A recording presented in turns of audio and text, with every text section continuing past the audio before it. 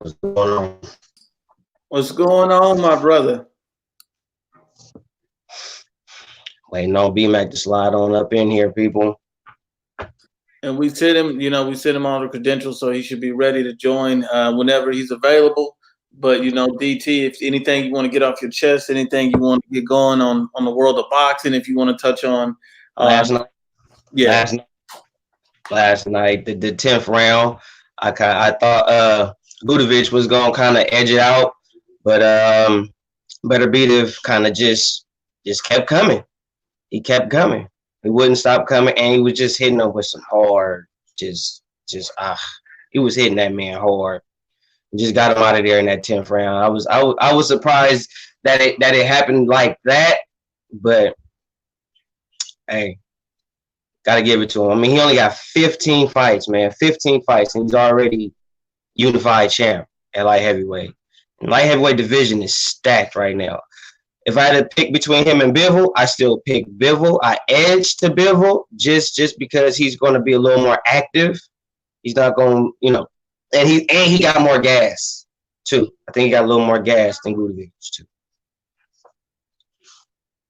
Now, what do you think about him and Bivol going at it? Is that a 50-50 fight?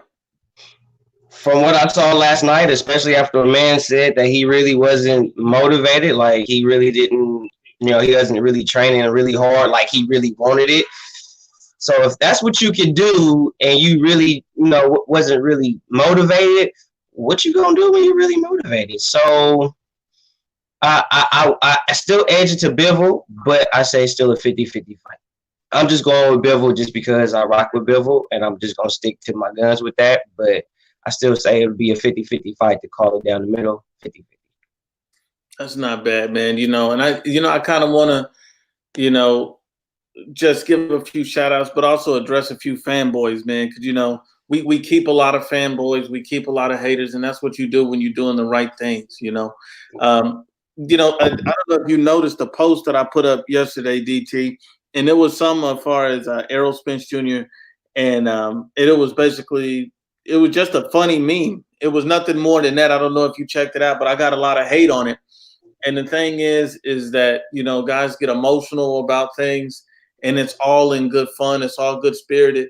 And, we understand that no one hates Errol Spence. We like Errol Spence. He's a good fighter. We respect him. We just want the best to fight the best. And that's really all it is. Yeah, I saw it. I didn't see the comments.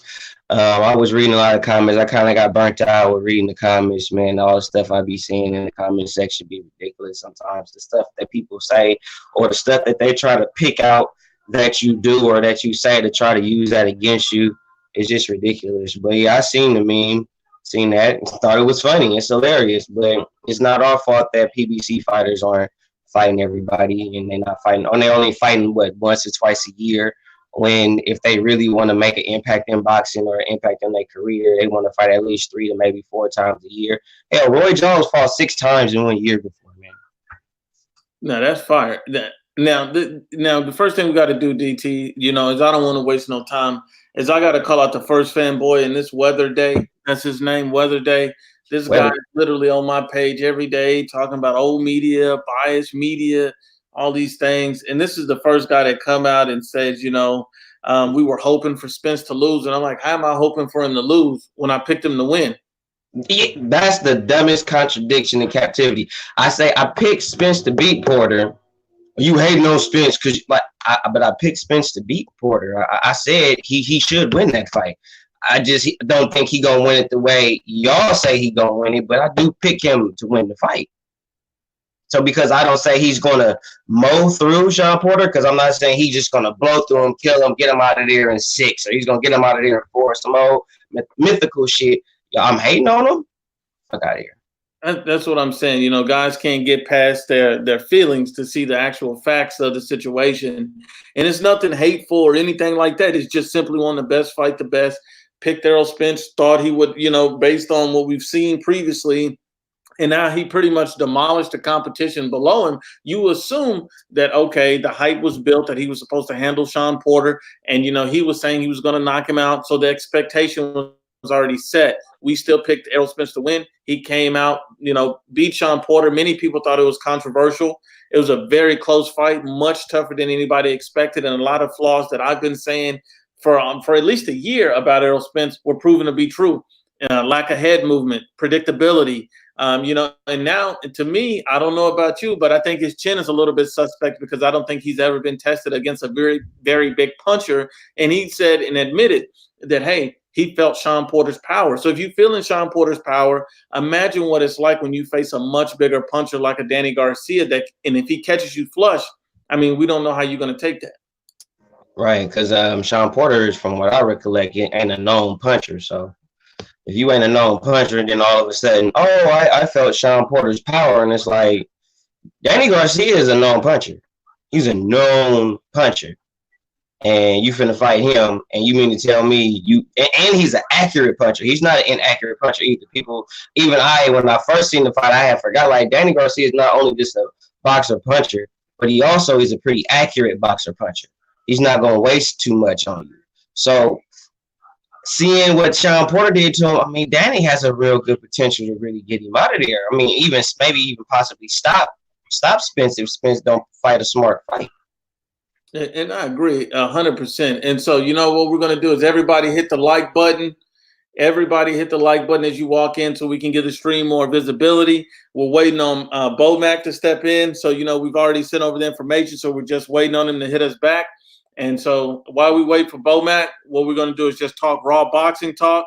And we're going to just roast some fanboys because there's no other better way to do it than that.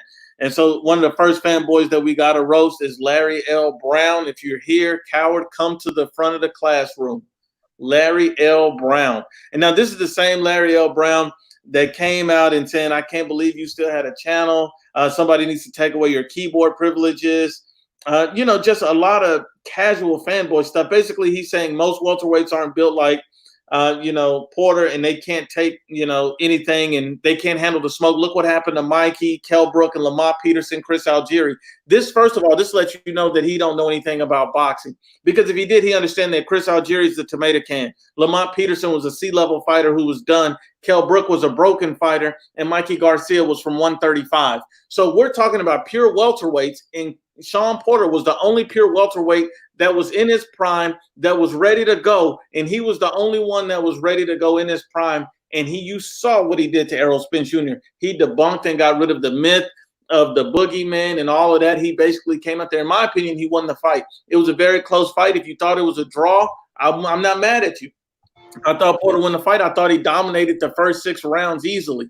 Even Keith Thurman came out and said, I've seen Shawn Porter win the first 5-6 rounds. Even Danny Garcia was hesitant to speak on it because they saw the type of success that Shawn Porter was having early. Imagine what a Bud Crawford can do, who has a longer reach than Errol Spence Jr. We saw Errol Spence Jr. visibly moved by some of those shots. So let's be real about it. And so that's the fanboy we have to roast. So Larry L. Brown, if you in here, come in here and get slapped. Another one that we've talked about that's been talking about the NBBC and Ibfp and all of this, Money Brown TV.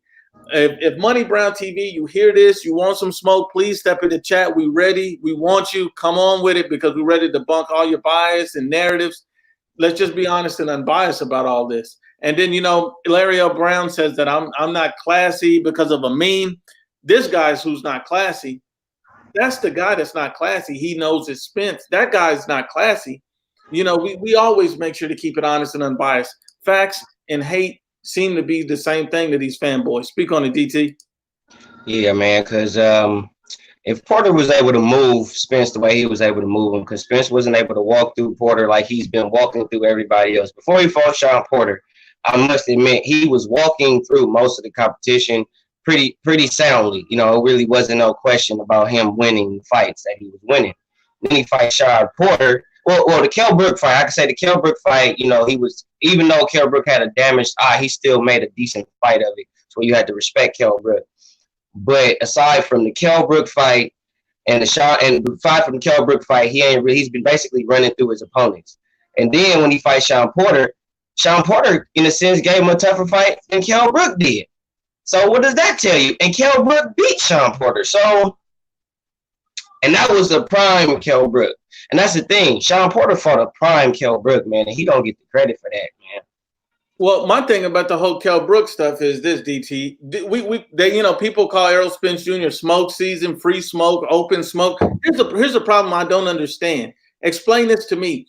Kell Brook was obviously weight drained because you don't come down in 2 weight classes just for the next fight, get medical extensions just for the next fight, and then, coming off an eye surgery just for the next fight with no tune-up, and then you say, oh, he destroyed Kell Brook. And you can't look at all the extenuating circumstances. So Kell Brook gets a tune-up under his belt after the loss to Errol Spence and say, hey, let's run it back. Let's have a rematch. We can do it in America. Errol Spence say no rematch unless you get a belt at 154. So to me, that's not free smoke. What's up with that get a belt shit, man? Like, I don't understand that. It's like everybody on that now. Get a belt. Okay, but when they get the belt, they ain't gonna want to see him. They gonna do everything. That don't mean shit. What does that mean now? Get a belt. Don't mean nothing. If Kell Brook, let's say Kell Brook was to do that, and Kell Brook get a belt, he said, okay, now I got a belt. What's up? It's gonna be just what he said. Why not take the easy route, fight Sean Porter? And if it wasn't Sean Porter, he probably would have tried to fight Danny Garcia. They ain't trying to fight nobody. They ain't trying to fight no top tier opponents. Not for real. Not to disrespect Danny to say he's not a decent opponent, because he is. I mean, he's a former world champion. You can't take that away from Danny. He still got that under his belt. But he ain't. Who has Danny beat outside of Granados as of late? Nobody. Hold on, DT. I got somebody for you to cook, my brother. Art13 say International Bias Fans Podcast. So you're gonna have to speak on something. You're gonna have to speak on something, my brother, because if you don't have no facts, you're about to get roasted. So I'm waiting on your facts, or you're about to get roasted. You wanted the free smoke. You came in here, you picked up your nuts, and you said you wanted some smoke. So speak on some facts and let's debate, because you asked for this. I didn't come looking for you. You asked for this. Salute to H Money, Mr. DAZN, NBBC. What's up, H Money? In the building. What's up, H Money? Mr. DAZN. What's up with my boy? Now, come on now. See, this is what happens when you get these fanboys. They come in here and then they have nothing to say. They have nothing to say. Art13, you call me biased. What am I biased about? Speak on it. Give me some facts. Give me some facts. You call me out. You call me out. We waiting on Bomac, Barber. We waiting on Bomac right now, Barber. We waiting on Bomac. Waiting on him to come through. And then, as soon as he contacts us, we'll go ahead and put him on, and we waiting on him live. We send him the information. So, just bear with us on that. Until then, we just going to keep going raw and live on any fanboy that wants some. On any fanboy that wants some. And Art13, he ain't got nothing else to say. Salute to William Calhoun, not to be mistaken with Jim Calhoun. Okay, Art13, I'm biased on Spence. How am I biased on Spence? Please tell me how I'm biased on Spence so I can roast you. Instead of telling us what we are, why don't y'all tell us how? Because y'all quick to try to tell us we're something, but y'all ain't quick to tell us how we are. Just like I got this one dude that's making videos about me now. And now when you type my name up, he's one of the first videos that pop up because he got my name in his mouth now. And he's being super subliminal. And I got a video for you. Since everybody want to have something to say about me now, because I said fuck the LDBC when I went live. And then out of all they got was I'm trying to funk with showbiz, and I ain't trying to funk with showbiz. I don't want nobody to think that I'm trying to funk with showbiz, the adult. That's why I erased the video, because everybody took from that I'm trying to beef with showbiz or I'm on some jealousy shit with the LDBC, and I'm not on that at all. Not at all. Just speaking on what's really going on in boxing, because whatever I say, people listen, and when I speak, people hear me. They mad at me. Spence is not Crawford. Okay, look, check this out. Check this out with y'all with this fame shit. Because y'all been on this for God knows how long. Every time somebody just because somebody famous or got a little more fame, that don't mean that they are more accomplished in the sport of boxing. He can have the fame, but he don't got the boxing receipts. Okay? This is the most Spence has done in the sport of boxing. This is the most he's ever accomplished in the sport of boxing, being a unified welterweight champ. That's it. Other than that, he has not accomplished nothing in the sport of boxing. That for himself as a man and for his family, he's accomplished a lot because he's developed fame. But as far as a boxer is concerned, he has not done as much as Terrence Crawford. So cut it out. You don't got the boxing receipts. Don't want to hear that shit, bro. We talking boxing. We ain't talking about fame and money and all that bullshit. We talking about boxing receipts.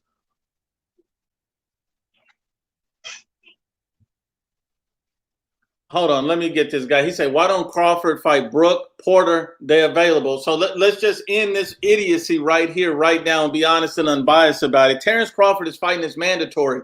And the only way that you can get past the mandatory is to fight a unification fight. You see Errol Spence not fighting him. You see Manny Pacquiao's not fighting him. So fighting, you know, Sean Porter or Kell Brook right now makes zero sense because neither one of them have a belt. Porter should have tried to fight him when he had a belt. That's really what it should have come down to. Kell Brook even said that he can't make the weight. Bud said he would fight Kell Brook if he can make the weight. He can get the smoke. So let's be honest and unbiased. You're going to have to come with another narrative, Art. Give me a fact, because right now the only thing you're doing is touching your toes and your ankles. Let's keep it going. DT, speak on this clown. You said enough. You said enough. I was going to say the same thing. I couldn't have said it better myself. Neither one of them dudes you are mentioning right now has a belt. So him fighting, trying to fight either one of them is going to put him in a position to where he's going to have to vacate. And that's really what y'all want. Y'all know what y'all doing.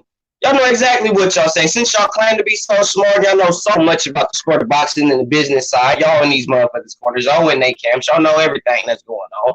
So y'all know if Terrence Crawford were to fight any one of those guys, he's going to have to vacate because he's not fighting his mandatory. You know how the game go. He can't not fight his mandatory without his belt getting vacated. So you want me to fight some dudes that don't even have a belt and risk me losing my belt? Nah, you tripping.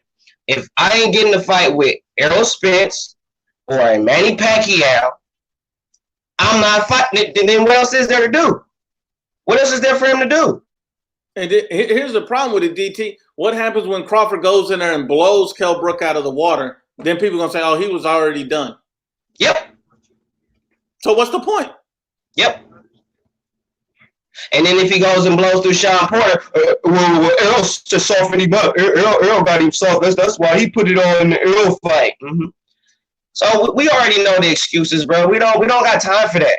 We want to see it happen. We ain't got time for every excuse in the book or why this ain't happening, why that's supposed to.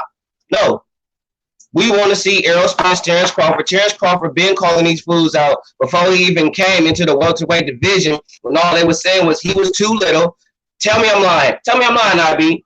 Did they not say that Terrence Crawford was too little at first? When they first was talking about him going to the welterweight division, did they not say he was too little and Jeff Horn was too big?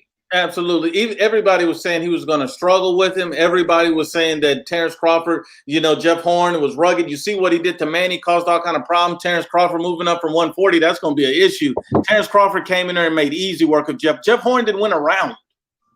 He got him out of there at 9. He got him out of there at 9. So that's those levels. Then what? He get a belt. Then when y'all say he get a belt, now you want to find every which way.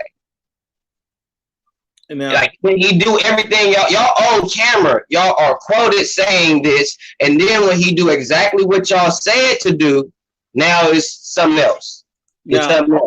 Now we have boxing since 1988. Says Spence was calling out Danny, Keith, and Porter before Bud came to 147. My issue with this DT3 is doesn't matter who you were calling out, because at this point Keith don't have a belt, so why not go get the belt? You said your moniker is strap season. Worry about the belt. So put Keith out of the equation, put Danny out of the equation. You need to be focused on the belts. If that's what you say, you're about nothing but smoke.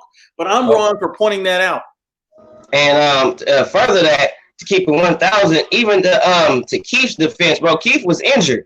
Keith been injured. So he can kind of get away with a little something because he was injured. And when he came back, he fought a tune-up, and then he went into the Pacquiao fight. So you kind of can't get at Keith. Keith knew what he was doing. He was playing it smart. Well, everybody knew he wasn't ready to fight Spence like right out of injury. Come on, now everybody knew that. Y'all ain't finna. And the thing is, even though we hear Errol Spence saying he want to fight Terrence Crawford, Errol not finna fight Terrence Crawford straight out the hospital. That ain't finna happen. That's not finna happen. That's what I'm talking about. These. These guys say it's party season. See, this is what I'm talking about. I thought it was strap season. It's party season. Come on now. And we know that Keith Thurman wants no smoke with anyone. Keith Thurman wants no smoke with anyone. And, you know, a lot of people are saying, why don't Bud fight Thurman? You think Thurman is going to want to fight Bud Crawford? He didn't put up 20 excuses why he couldn't fight him when he had a belt. Much less now he ain't got a belt. He won't even look at Terrence Crawford. He's still trying to get that Manny rematch. He on that Manny Pacquiao rematch. Crawford keep telling y'all Thurman want fame and money. You're not finna fight. He ain't trying to fight nobody just to make a legacy fight. They want fame and money, man. And I'm not knocking dudes for wanting to get famous and want to get money and want to get, you know, as much as they can before they get. I get it. But they not the fighters of old really want to fight dudes to see what they got. It's not about that now. It's about, okay, I can make more money in the Manny Pacquiao fight than I could with fighting any one of y'all, and I got the opportunity to do that. Why not? Why not? Who cares about a Crawford fight when I can get what $15 million to fight Manny Pacquiao? Win, lose, or draw. They're all trying to cash out on Manny. Salute to the UGC. Black Horse UGC. You know, let's keep it. Hold on. Mark 13 said, "Why did Crawford fight Amir Khan?" Because he's a name. Because he's a name. That's it. And who else was he going to fight? Who else was he going to fight? That was the only guy that was willing to step in the ring and get the smoke. Who else was he going to fight? That says a lot about Amir Khan, because Amir Khan got a glass jaw like a mug. But Amir Khan, unlike Spence and Keith Thurman and all these other guys, Danny Garcia, Amir Khan strapped on his nuts and stepped in the ring and said, "I'll take on the challenge of Terrence Crawford." None of these other guys stepped on their nuts and fought him. And excuse my ignorance, but who is Amir Khan signed to? What promotional team is he with? He's with Matchroom Boxing, I believe. Eddie Hearn. So that's the thing. And then there's no money in the Kell Brook Terrence Crawford fight because who's asking for that fight? No one cares about that fight. People only want to see Crawford versus Spence. And, you know, so many people, and look, and this is why, you know, me and Mr. Barber here always get into debates, but I got to give him his 100% credit. He is 100% honest on this. Why did Spence fight MIKEY Garcia? There was no belt. He was not highly ranked. What did MIKEY Garcia do to deserve a fight with Errol Spence that Terrence Crawford didn't? And Terrence Crawford also. I mean, Terrence Crawford has a belt. He was undisputed. He's a legacy fight. People are asking for that. That's a big money payday. Why is that not being done? He fought MIKEY. He fought MIKEY. Shout out Ring IQ. I was on Ring IQ's live about a couple days ago. Shout out Ring IQ. But he fought MIKEY because they was selling the fight. MIKEY moving up 2 weight classes. Daring to be great. It was basically like what my boy said, a $75 mismatch. Because that's what people paid to see it. $75 to see that fight. Basically, it was a $75 mismatch where they already knew it's going to have it at Jerryland, and it was going to be a packed house with a gang of Mexicans, because that's who paid for it. Because in Mexico, when you see kind of like Canelo, who was it? Liam Smith. I didn't pay for that shit. You know who bought that shit? Mexican Americans mainly is what bought that. But that's mainly who bought that. But look at it like this, DT. On so Errol Spence next fight, you know, on pay-per-view with Sean Porter. Everybody says not a pay-per-view fight. What did they do? They put David Benavidez on the undercard to try to sell the pay-per-view again. You see the model that they're trying to do and trying to build. They're trying to use something else to build up this guy. Yep.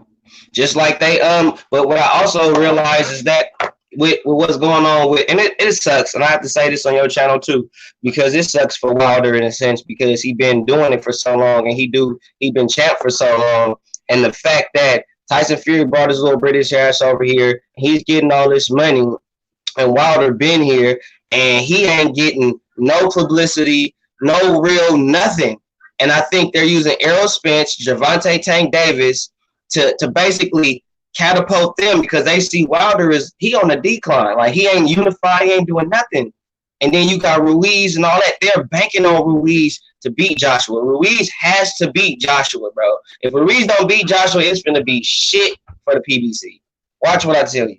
And see, all the PBC has now is Andy Ruiz right now, because Andy Ruiz is really could be their biggest star. If you really look at it, if Andy Ruiz wins this rematch, he's going to be freaking huge. So they absolutely need him to win this rematch. And, you know, because there's what and this is what I don't understand about Deontay Wilder and shows how stupid he is. He comes out and says that him and Andy Ruiz is bigger than him and Anthony Joshua. Nobody's calling for Ruiz versus Wilder. Ruiz is not a proven attraction or a proven star, and neither is Deontay Wilder. They're giving away tickets in Deontay Wilder's fights, and Anthony Joshua is the biggest star internationally aside from Canelo Alvarez. So what are we talking about? How was that fight? Exactly. Even Anthony Joshua, even with the loss to Andy Ruiz, has become a bigger star than he was before. And you see Deontay Wilder still clout chasing, wishing he can get it. That's why I say the stuff that he say is why he not the star that he should be. Because if you peep, there's no way that Tyson Fury should be on WWE like that at this point. Floyd Mayweather was on the WWE, and a few other known boxers was in the WWE. And Wilder been here for that long, and if he got the persona and the personality that he claims to have, that he's portraying, why wouldn't you put that on something like of a WWE? That platform is huge. Every time they have a show, no matter if it's on TV or not on TV, it sells out. You got millions of people. You got hundreds of thousands of people that see you in the building, and you got millions of people when it's on TV. You have millions of people looking at you. There's no way your profile wouldn't have got big with that. And then you're going to let Tyson Fury come and take that shine? He don't even got a belt? So hold on. We got Boxing Logics United. Salute to the NBBC. If you haven't checked out Myron Magnus, this man speaks boxing truth. Salute. And you know what? I just got an interesting question about, Canelo Alvarez once again. And everybody's trying to say, why is Jaime came on here and said, why is Dante and Ego keep saying Canelo's ducking the paper champ Charlo? Why? And this keeps being a narrative that just doesn't seem to go away. At the end of the day, Jamal Charlo was never mandated to fight Canelo Alvarez. And I think Canelo Alvarez, the fact that he was added to the list to fight Canelo by the zone is a fight that's eventually going to happen. That fight's eventually going to be made as long as Charlo can hold on to the belt. But why are you worried about Canelo fighting Charlo when Canelo's taking on a huge challenge? And Canelo's most people in here would rank Danny Jacobs ahead of Jamal Charlo. Most people in here would say that he's a more proven fighter than Jamal Charlo. I think Danny Jacobs stops Jamal Charlo, if that's just my opinion on it. So if we're looking at it, he just took on the two best guys in the division in Triple G and Danny Jacobs. Now it's going up 2 divisions to fight a guy who's bigger and stronger than him. Why would you dare say or something that stupid like he's ducking Charlo unless you're pushing a racial narrative? That's only fanboy nonsense and logic.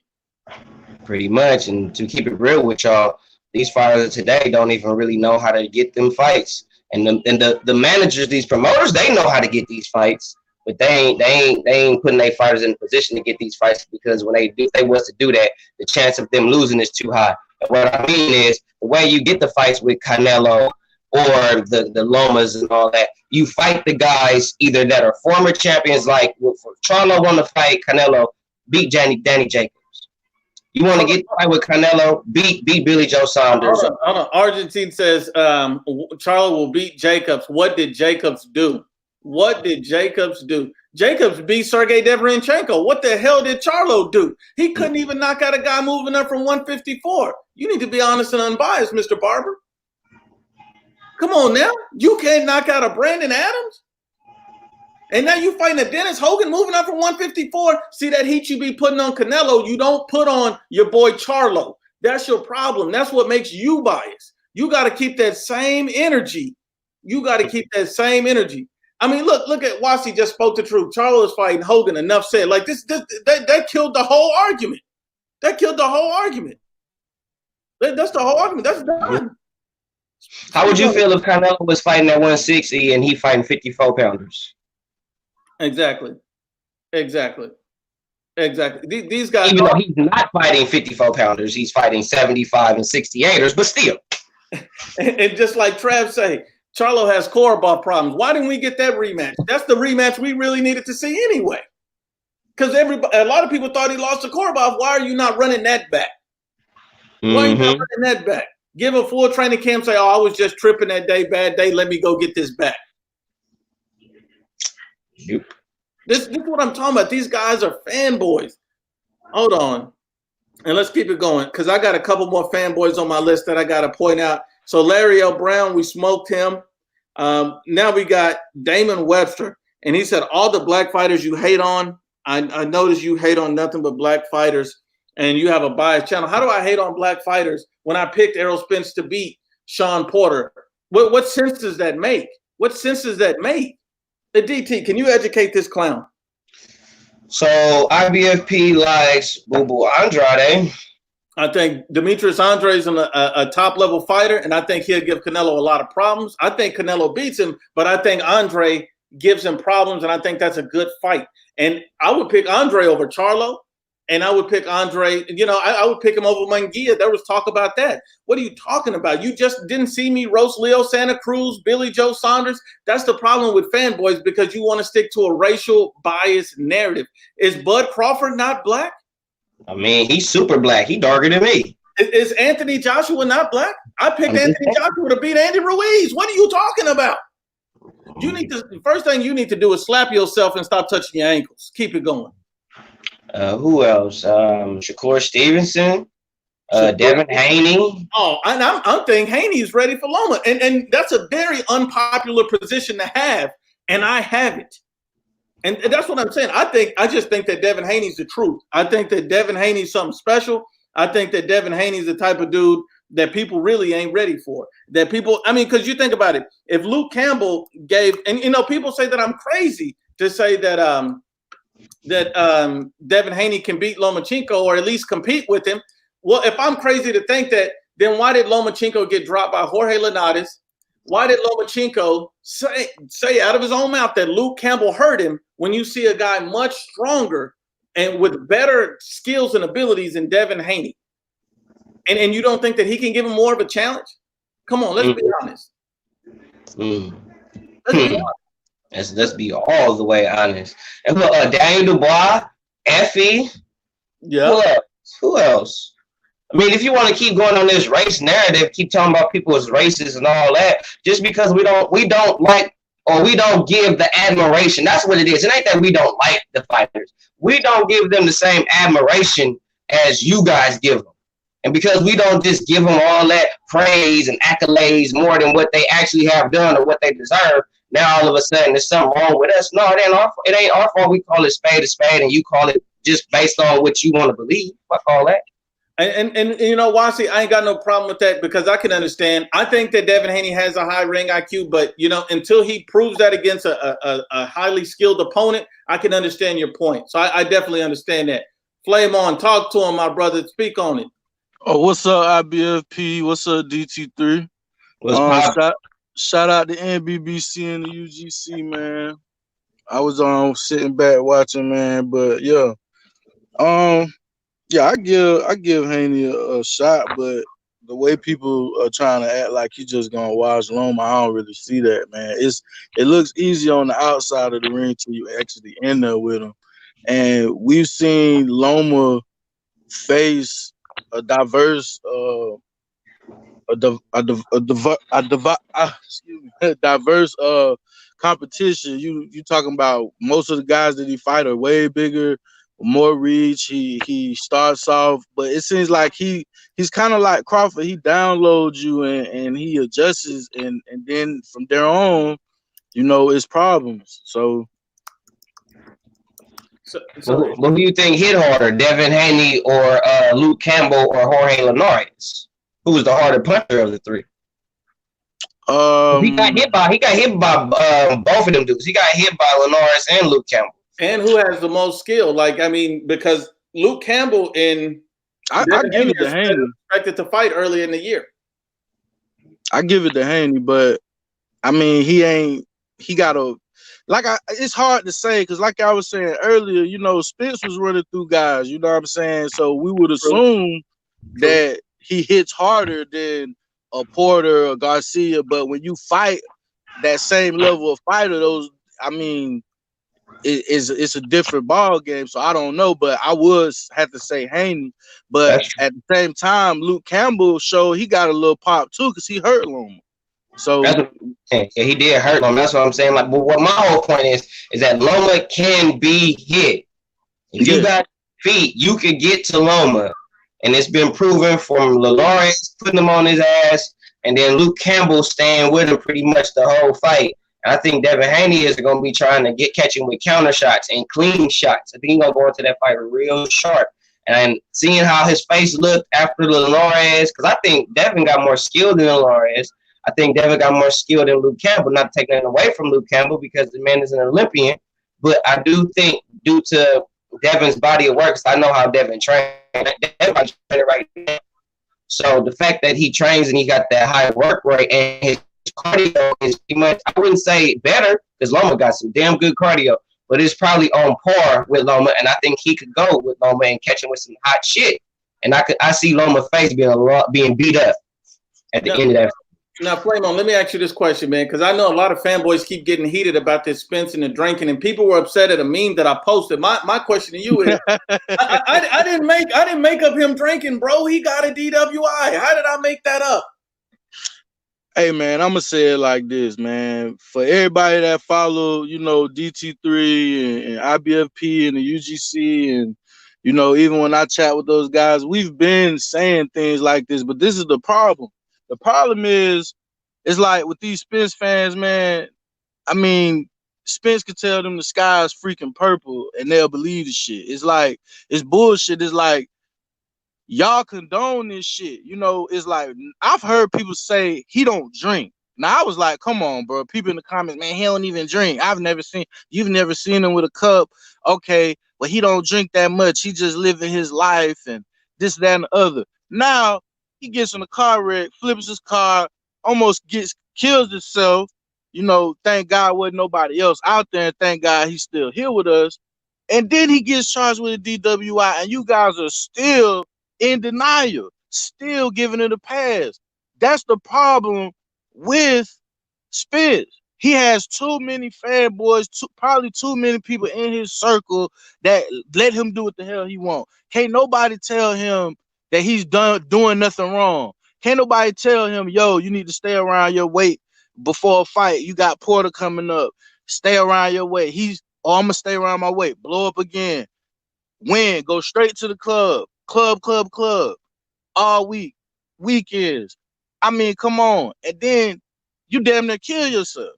And then instead of him saying, I appreciate all the prayers, the get well soon and all that. I apologize to the fans.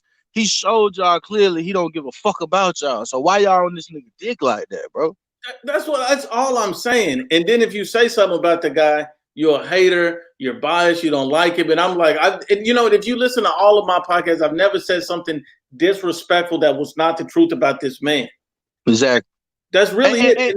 Just because if people don't like to hear it, or because I picked for him and I picked against him. So you can't say, well, you picked against him on this fight, but I picked for him on multiple other fights. What are you talking about? And this is the thing too, bro. Like, imagine if Canelo, a Lomachenko, a Terrence Crawford, you know what I'm saying, a Teofimo Lopez, or Ryan Garcia, imagine if they did that shit. They would have had a field day on these guys, bro. They would have had a field day. But because it's Spence, he gets a pass. I don't get the shit, bro. I don't get it. DT, aren't they extra hard on Anthony Joshua, but they give Spence a pass, and Anthony Joshua hasn't even done anything like that? If Anthony Joshua, Canelo, Usyk, who else? Tevin Farmer, Devin Haney, Loma, any one of them guys, if any one of those 6 names I mentioned would have had that happen to them, and that would have been their response, oh my God. They still be videos, they be posting videos about that right now to this day.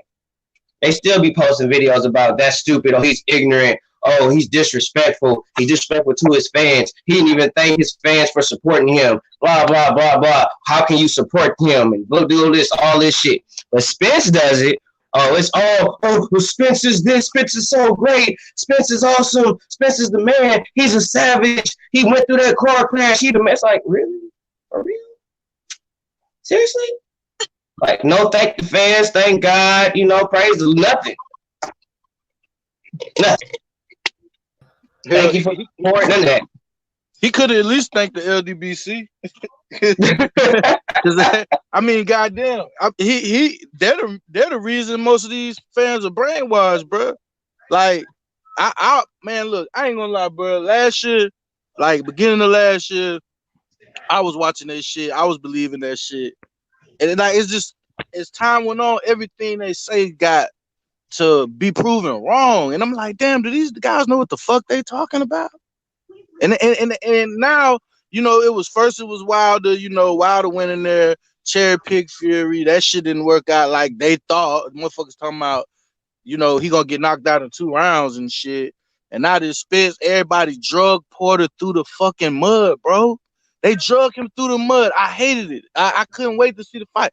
Oh, he's gonna watch Porter in 7. I'm like, bro, he didn't even knock out Peterson, bro. That nigga quit on the stool.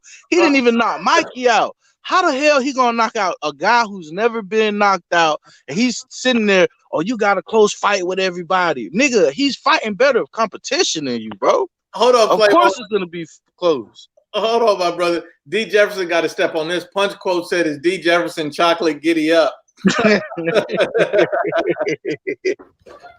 Nah, that ain't me, bro. I gotta touch on this real quick, bro. I see 2 comments I gotta touch on. ARC13, Canelo did steroids and he a cheat, period. I gotta speak on that. Canelo ain't no cheat, bro. Y'all took that. Y'all taking one bad situation and it's like, oh, well, he a cheat because he got caught with this. Okay, well, y'all need to keep that same energy with Errol Spence constantly not wanting to take VADA tests. So if y'all gonna talk shit about Canelo, talk shit about your boy Errol, how he don't want to do VADA testing and how he on the list for actually being caught on steroids too. So be fair, bro. Be fair. And then we got Argentina's Barber saying, is LDBC paid by PBC? Yes, they are. Gotta come to find out, sources tell me the guy that speaks for Al Heyman, the dude that's always speaking for Al Heyman, I forgot what his name is, old black dude, the light-skinned cat. The one that's always talking for Al Heyman, he pays 78 and Barbershop and all them cats to keep their narrative up. So yeah, LDBC is paid by PBC. Facts. Hold on, I got a problem. FJ, he says, why y'all defending Canelo though? My thing is, how is it defending somebody if it's the truth? Check yourself, my man. Come on, man. And he said, I get Bud, but why y'all defending? It's not about defending. We're just speaking the truth unbiasedly and factually as we can. I mean, you just got to name something that's not a fact. See, you pick with your heart and your emotions. You got to pull your skirt down, like Terrence Crawford say, and give me some facts so we can talk about it. That's take your panties off. Your panties, that's it. And then I thought, and then another thing is Jamal Charlo came out. I don't know if any of you guys heard this, and he said that Demetrius Andre is chinny, and he feels that he can beat Demetrius Andre. He want to take on the fight, and he wants Eddie Hearn to reach out. But to me, it's a fake offer because he's saying come to Showtime when you know damn well there's no money on Showtime. Somebody speak on this. Exactly. Showtime about to fold anyway, man. Like, I mean, and this the thing about this shit too, right? I know that the zone got the bag. They've made multiple offers to PBC fighters, bro. I mean, the Gervonta Tank Davis and the Tevin Farmer. This is a fight that a lot of us favor Gervonta to knock Tevin the fuck out. Where else are you gonna get a $7 million, $8 million offer to fight Tevin Farmer, bro? Where? So you go from Charlo goes from I'm not fighting on no app, get burned with Hearn and all this shit, and now you want to fight. I don't believe this shit. He don't want to fight no Andrade, bro. He don't want to fight no Andrade. He ain't even rematch Coroball, bro. Charlo don't want to fight nobody, bro. And that's why like a few weeks ago I said fuck the Charlos. I used to be fans of them. Keyword used to be. They're not trying to do nothing. Not Jamal, not Jamel. They're not trying to do nothing, bro. And the worst thing is even if you chasing a bag, you got to fight somebody, bro. Hogan ain't gonna cut it, dog. He's not gonna cut it. And then for the dude talking about why we protecting Canelo, ain't nobody protecting Canelo. Y'all motherfuckers hating on Canelo. That's the problem. Hate. You know, I hear ducking Charlo, ducking Andre, ducking how? These motherfuckers not doing nothing. And Canelo is creating a legacy. How is he ducking? Listen, I just said this on my live yesterday. It's like you at the lake and you fishing and you get one on the hook, you pull it up and it's a small fish. What you do? You throw that shit back in there because you after the big fish. That's what Canelo after the big fish. Charlo is a fucking small fish. He ain't doing nothing. Yeah, what's a bigger fight? Canelo fighting Jamal Charlo or Canelo fighting Sergey Kovalev? What's a fight that people will be more willing to see him fight? Exactly, bro. Exactly. Don't nobody want to see him fight Charlo for the first reason. Only Charlo fanboys want to see him fight Charlo. The real boxing fans want to see him fight people that deserve to fight. See, Canelo is at the top of the game. You got to get to the point where you deserve the fight. Don't fucking sit here and tell me that Charlo deserves the fight. Deserve it how? What the hell has he done to deserve the fight? You know how many more people in line that actually do deserve a fight with Canelo? Because getting a fight with Canelo is getting that bag. So you got to earn that money. Charlo ain't earned nothing. Hold on. T-Tone says he knows the sport said Spence didn't say broken bones Savage. Someone else used his stuff and said that. First of all, the first thing that he knows the sports need to do is let Spence nuts go, because obviously he don't know who did anything. Exactly. And the thing is with the Charlos realm, with them, like I said, they haven't done enough. They don't have enough boxing receipts. And when I say boxing receipts, I will give you Terrence Crawford's boxing receipts, as I've done in many live streams. Terrence Crawford's boxing receipts is he was a former champion at what, 35, lineal, 35, moved up to 40, became champ, lineal, and undisputed at 40. Okay, that means he cleared the whole division at 40. All right, then moves up to 47 and win the belt as well. So that means he is a 3-division world champion and also a former undisputed champion. How does Jamal Charlo's receipts add up to somebody of a Canelo who also started at what, 140, won the belt, went up to 47, fought Floyd Mayweather in his prime, lost, still fought him, still had got another belt, moved up to 54, won a belt, moved up to 60, won a belt, became lineal and unified at 60, then went up to 68 and won the belt, regardless of who he beat, because that was who was champion at the time. He still went up to 168, won the belt. Now he's going up to 75 and going for a belt. So how does Jamal Charlo's boxing receipts add up to Saul Canelo Alvarez? How? Somebody. They don't add up. Argentris Barber keeps saying that Liam Smith, Rocky Fielding can catch that fade. Why not Charlo? Speak on it, Flame On. Man, this is all I gotta say, bro. First of all, Charlo ain't moved up and did shit. He ain't fought nobody. Has he even fought a Liam Smith caliber fighter? Like I said before, if you want to get the fights with the Canelos, you fight the people that they've previously beat, and you beat them worse than they did. So people will wonder, ooh, hey, Charlo knocked out Liam Smith. Ooh, but Canelo, he knocked him out too. I wonder how that fighter turned out. People start to wonder. Now, Charlo ain't doing that shit. And then he said he wasn't fighting on the out. With the way Charlo looked against goddamn Adams, Liam Smith might knock Charlo out. man. They sleeping on beef. Telling you. They sleeping on Canelo, man. I keep telling y'all sleeping on him because he's Mexican and y'all hating on him. I ain't gotta hate on Canelo. Hold on. He keeps naming Julian Williams, a guy in 154. Does Jamal Charlo fight at 54? Does he fight at 60? Come on. I don't know, Luke. He might be because he fighting another 154 pounder. Yeah, another 54 pounder. So he known for fighting 54 pounders. He saw what Crawford what it's like to fight 60 pounders. He saw what that life like. He don't want them problems. So we already know Charlo not moving up to no 75. Because I remember in the previous Fight Hype interview, shout out Fight Hype, he was talking when they asked him, was he thinking about moving up to 75? And he was very confident about, yeah, I'll move up to 75. No, the fuck you ain't. Not with Bivol and Beterbiev and even Kovalev. You ain't moving up to no 75. You need to stay at 68.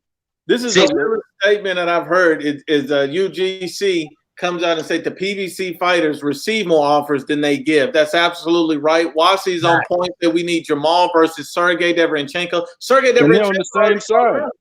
Yep. Yeah. If he want a big fight, he need to fight people like that.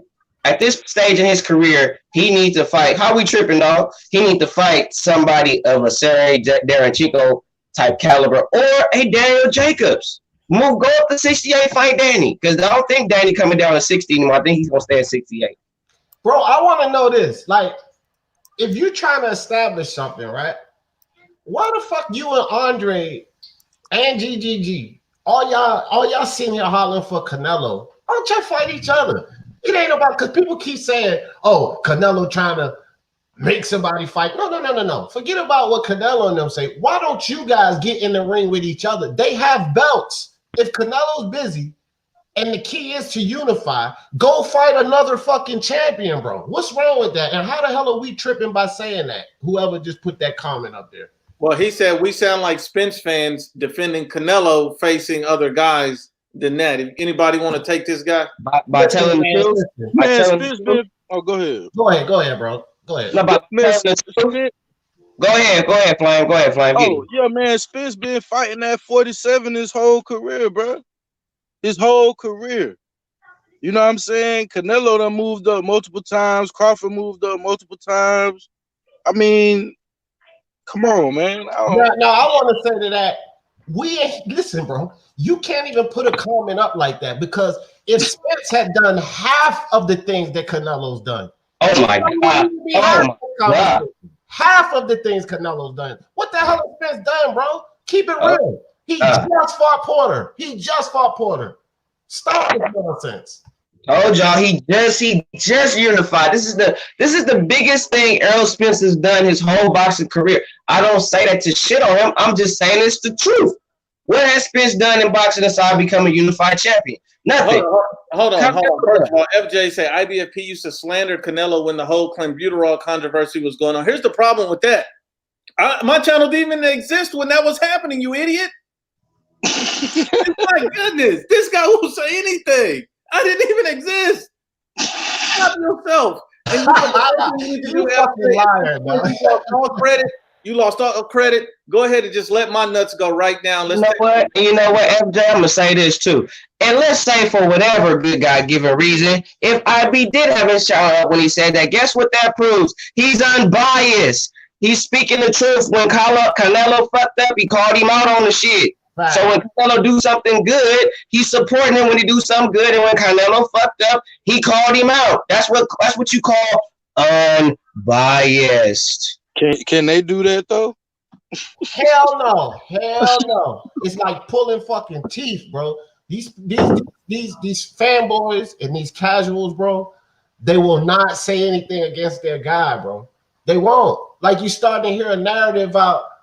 It's starting to come out about how valid and how big of a test Gamboa is for Tank Davis. Are you fucking kidding me? But he was the tomato can against Crawford. Ain't that hold up. And the same idiot that's saying this, that's pushing this narrative about Gamboa being a valid step-up test for Tank, right?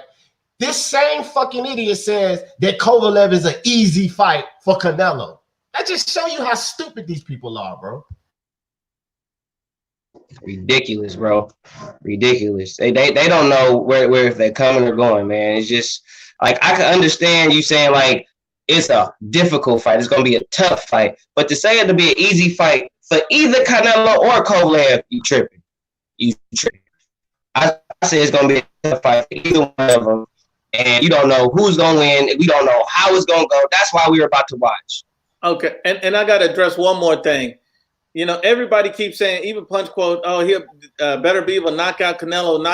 Canelo Alvarez is not campaigning at 175 pounds. He's taking one fight at 175, and if he decides to take another one, even if he wins or loses, why would you knock a guy for trying to fight guys weight divisions higher than him after he's already won belts in the other division? Who knock somebody for trying to be great? I don't understand this. That's the hater mentality, Newt. That's the hater mentality. And I'll explain this right here. You sit there and you talk about Canelo and Better Beef knocking him out. But understand this, you dumbass who just put that comment up here. You will sit here and complain about Canelo. Well, what is Charlo doing? Because I guarantee you're a Charlo fan. What would Better Beef do to Charlo? Because Adams ain't nowhere near a better beat. Think about that one. See, but Canelo is going up here to fight a 175-pounder, bro. Charlo's fighting Dennis Hogan, and you sit here talking about better beef will knock the die out of Canelo beard. See, that's that hater mentality right there, bro. Is Rocky Fielding even a Brandon Adams? I mean, is Brandon Adams a Rocky Fielding? I got Rocky Fielding over Brandon Adams. Cool. That's crazy. I hurt my hand in the second round, man. I gave it my all. Shout out my fans for showing up. Every 6,000 of them or 10,000 of them, whatever. 6,000. So here's my problem with the Sean Porter Terrence Crawford fight. I think that fight should happen after he fights his mandatory. I absolutely think it's happened. Here's my problem with it though. When you listen to the statement that Kenny Porter said, he said that, hey, basically referring to the PBC guys, don't be mad at me if I want to make a Crawford fight if you don't give me a rematch. So that makes me feel like he's basically threatening them, saying, hey, after you fight Danny, if Sean don't get the rematch, then we gonna go fight Crawford. So is it a chance that Sean Porter could wait on the Spence rematch after Danny and then just keep stalling Crawford out again and again and again? Is that the way things could go? I'm looking at it from Sean Porter still working out. Sean Porter ain't taking no time off. He went straight back. I mean, he ain't in camp, but he's staying in shape. And he already was in shape after the fight. So he's remaining in shape. So he's finna stay ready just in case, you know, when Errol Spence fight Danny, depending on how that go. And I know Errol Spence not finna fight Sean Porter, even after a Danny Garcia. He ain't finna do that shit. So he gonna try to freeze out Sean Porter from that. And Sean Porter gonna end up, because they gonna want to see if Crawford gonna fight Sean Porter. They gonna want to see if that's really gonna happen, which I think is gonna really happen. So they're gonna freeze out Sean Porter. Sean Porter gonna fight Crawford. Crawford gonna end up beating Sean Porter, and then we gonna see where it go from here. Hey, Flame On. I got a perfect answer for what you just said about Charlo complaining about his hand. Nuke, throw that screen up. There you go.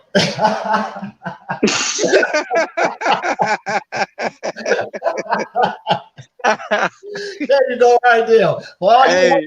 You don't like it? Too bad. There you go, right there. He's a fucking liar. His hand won't hurt. And what his bitch ass brother do? Lose his belt and get up there and cry. A liar. He gonna cry in the car. And then I was watching the fight before that. I'm not. Did Brandon Adams come off a win or loss? Because I think a fight or two before that he got stopped by basically somebody I don't know. Oh no, he was the contender winner, the reality show TV star. What? Yeah, that's who Brandon Adams was. Hold on, fellas. I got some work for y'all. I got some work for y'all. This guy said y'all biased toward Canelo. I think champion should fight champion because that is literally the best fighting the best. Is Canelo Alvarez not fighting a champion right now? Conelo's the champion at a higher weight. You won. Oh my God! Like y'all come up with anything. Jesus. But look, Canelo going to fight a 175-pound champ in Kovalev that will absolutely beat the shit out of Charlo, right? He's fighting a champ at 175, but he's ducking Charlo. That's how stupid y'all sound. Hold on, D. He said a washed-up champion in Kovalev. FJ says that Kovalev's washed up after just beating two undefeated fighters back to back. Yeah, if he was washed up, he wouldn't have beat Ant straight up. If Kovalev was really washed up, hell, if he was washed up, he wouldn't have beat Alvarez the second time. He wouldn't have beat him. He'd have lost. And even in the first loss, Kovalev was winning the fight until he gassed out. He was headhunting.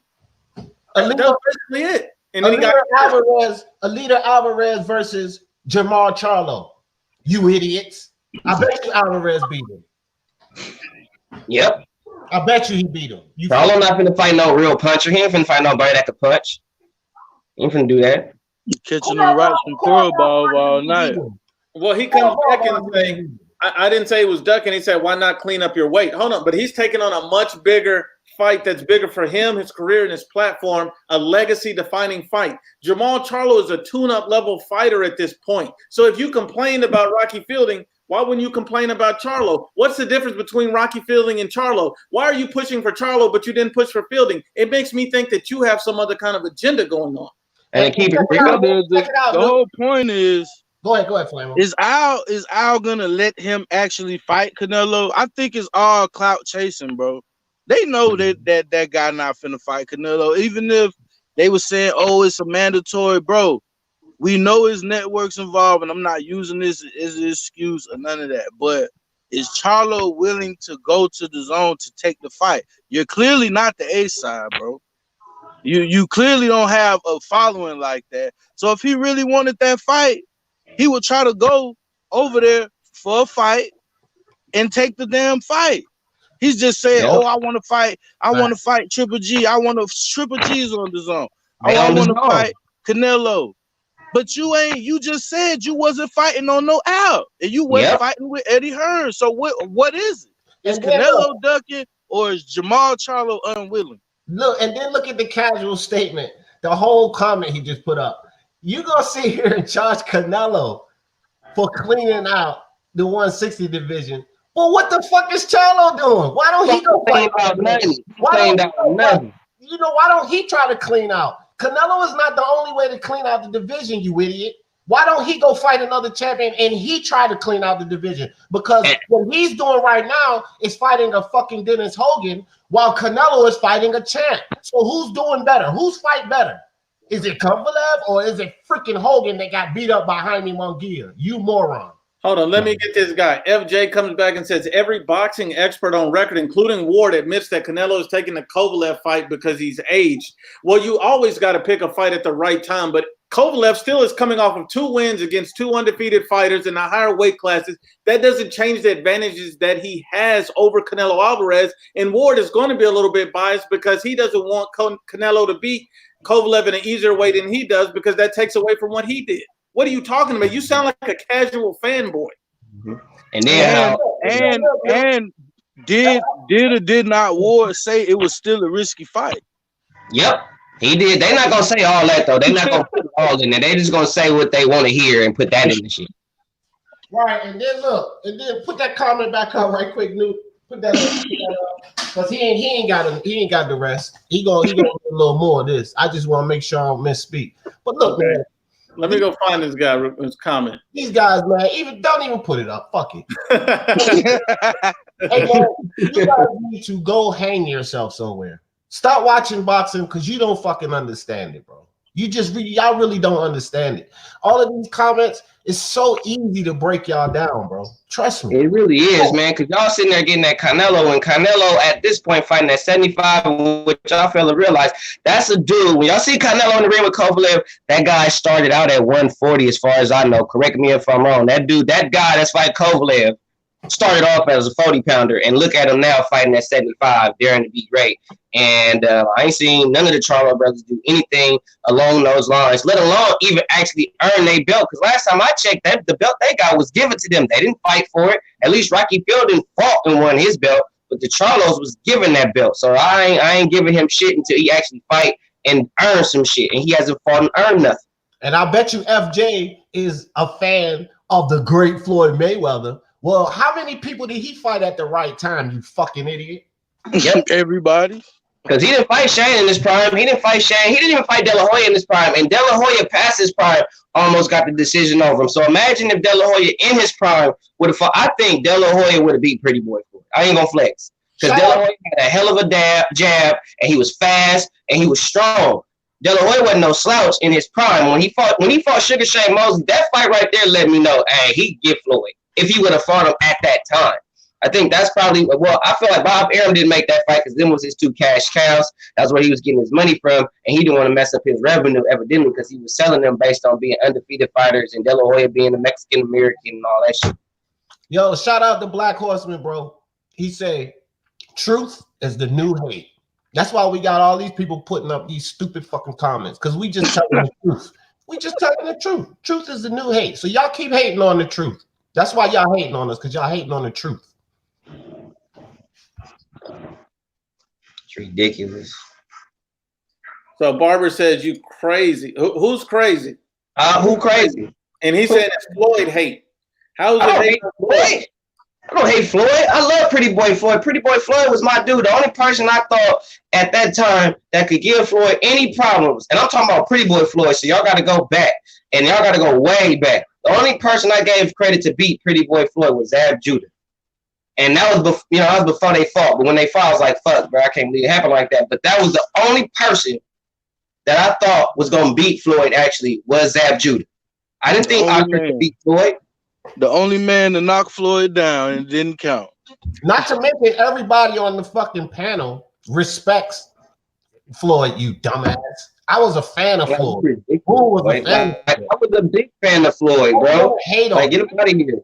Only thing I don't like about Floyd, I don't like Money May, and it ain't no hate. I can't stand Money May. He's a woman beater. He's an idiot. But you probably respect Money Mayweather. You probably out there beating on women too, ain't you? You dumbass. Yeah, I thought he lost to Castillo. Oh my God, man! What about McDonald? We've been having a lot of fanboys coming here. Come on now, step up. Hold on. He said Triple G duck Charlo. Stop saying Charlo fights bums. Somebody flame on. Go speak on it. And I mean, Triple G kind of ducked him to some degree, and he kind of did. Yeah, he did. Looking for a bigger fight. I don't know. Yeah, it depends, but it's what y'all are saying that Triple G dug Charlo and Canelo dug Charlo and Andrade dug Charlo. Is Charlo pushing for these fights like that? Or is he just saying, I want the fight? Is you asking Al, can you cross the street? Are you out here campaigning for those fights? No. And when they do give you the fight or let you take the fight, it's all for a payday, bro.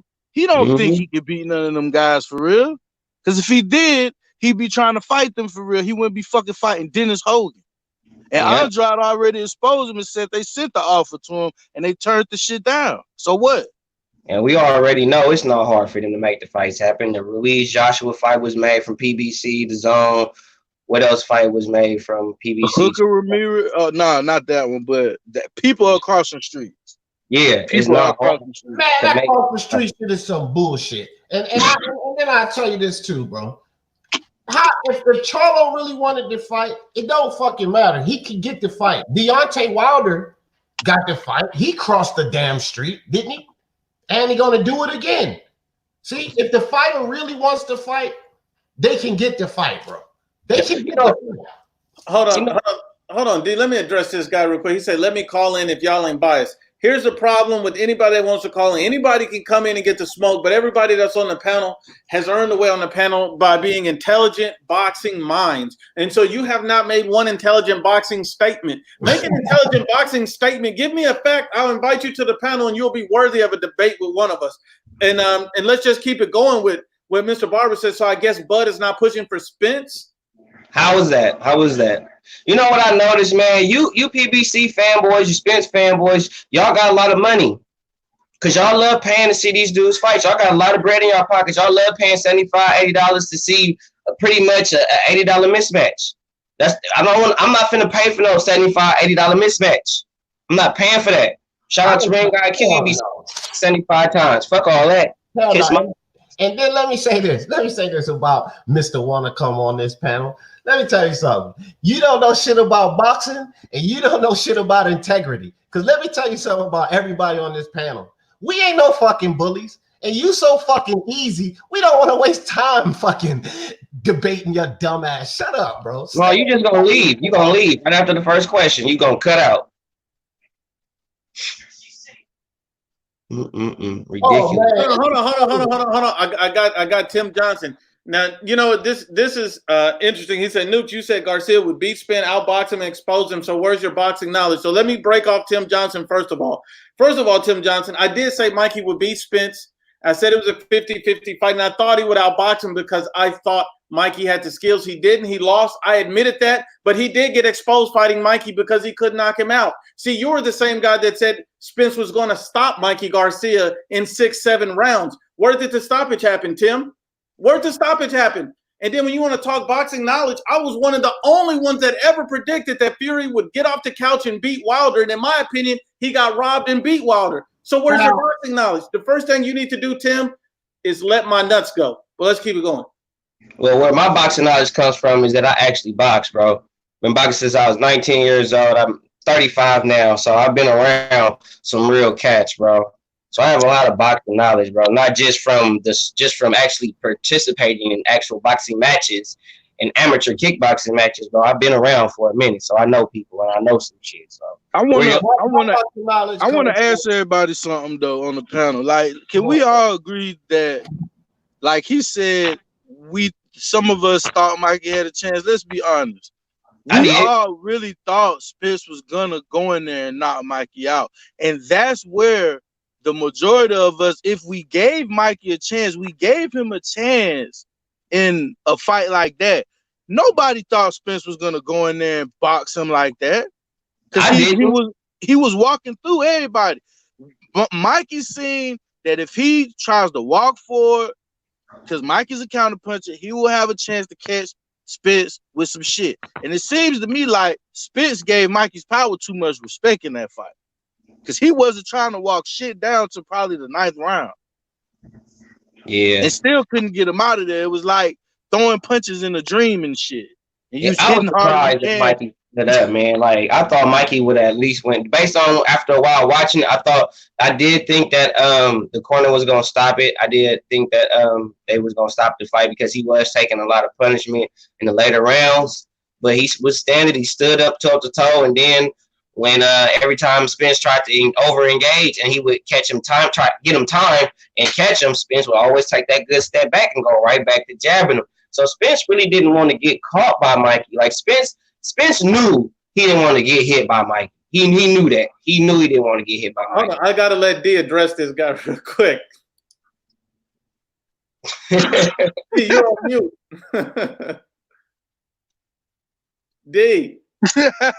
D, you on mute. You on mute, D. Like, I think he was just going off for no reason. Okay, yeah, I was going off. So let me do it again. Here you go. This my face, you fucking dumbass. Why don't you come to my channel? I always show my face. I ain't afraid to show my face. Man, these guys. Hey, I'm loving this. I'm loving this today. Yeah, we got much excitement today. A bunch of fucking idiots in the chat. Yeah, bring Malibu. Who that was? Malibu's Most Wanted. Fuck out of here, man. This goofy looking nigga talk about, I don't want to show my face. You need to hide your face, you ugly fuck. What's wrong with you? Hide that shit. Stop showing your face. You need to put an icon on you, because don't nobody want to see that. And don't nobody want to hear what you got to talk about, because you don't know shit. Just like the rest of your cronies putting these stupid messages in the chat. What's up, Aaron? I see you, baby. So he got another question for you, Boone and Flame On. Barber says Spence doesn't have enough power for 54, but is the hardest hitter at 147. Mm-hmm. That's why he had enough power. Quarter, right? Yeah, I mean, question is power, but he got enough skill for 154. Because who at 154 got more boxing skill? See, I got Terrence Crawford as my #1 pound for pound. So who at 154 got more skill than him? Sometimes, if you know anything about boxing, if you're skilled enough, you can overcome power. Ding, ding. Yep. Timing beats everything, just to let y'all know. Why he ain't moved? Fast you are. Why he ain't moved up to 54 then? If you know, because he got a better chance of clearing 40. He thought he had a better chance of clearing 47. And then I think y'all know what else is funny? Just like, okay, so just like this man charging Canelo, then they're gonna talk about Crawford moving up to 154, but they perfectly fine with Charlo doing what he doing, staying in one class, not doing nothing. They perfectly fine with Spence staying at 147. Y'all want to push everybody else to the pencil. Y'all want him to move up, him to go fight this guy. But y'all perfectly fine with y'all guys sitting there doing nothing. Doing nothing. I'm a troll. You're an idiot. You're an idiot, bro. These guys keep coming at you for some reason, D. And Mr. Barber said, I wanted to ask, is he the hardest puncher at 147? I don't think so. When you can't stop not after that Porter fight. Hell no. No.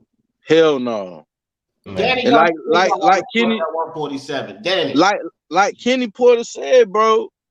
And he exposed the game. He was like, they put certain fighters in front of certain fighters to build them up and make them look like something. But in these last 2 fights, the things that his name was based off really being power, we ain't been seeing no real knockdowns or nothing, man. Porter's glove touched the ground, bro. He wasn't, and he got up like, let's go, let's go. I say that all the time, bro. He was supposed to make Sean Porter not look like Sean Porter.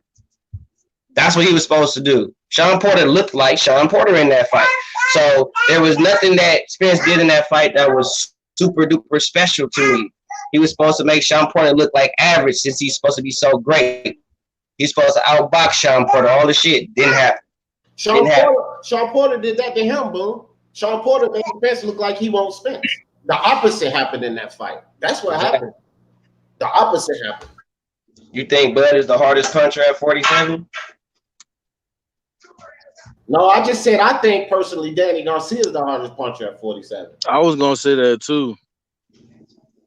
I mean, Bud, he, in a way, he kind of got like a Spence kind of pop to him. It seemed like that power be like, it takes its toll on you later on in the fight. Like he ain't got that knockout, but he got that power that drain you. And like after that 8th, he gonna. This is what I'm saying with power. Real quick, let me explain something to some of the morons that don't understand boxing. So here's a lesson for you guys. Sometimes when you factor in technique, punch placement, that increases the damage. See, y'all dumbasses don't know that. So because Terrence Crawford is so technical, because he places those punches well, you understand what I'm saying? It increases the effectiveness of his punches. That's what y'all don't get, bro. That's what y'all don't get.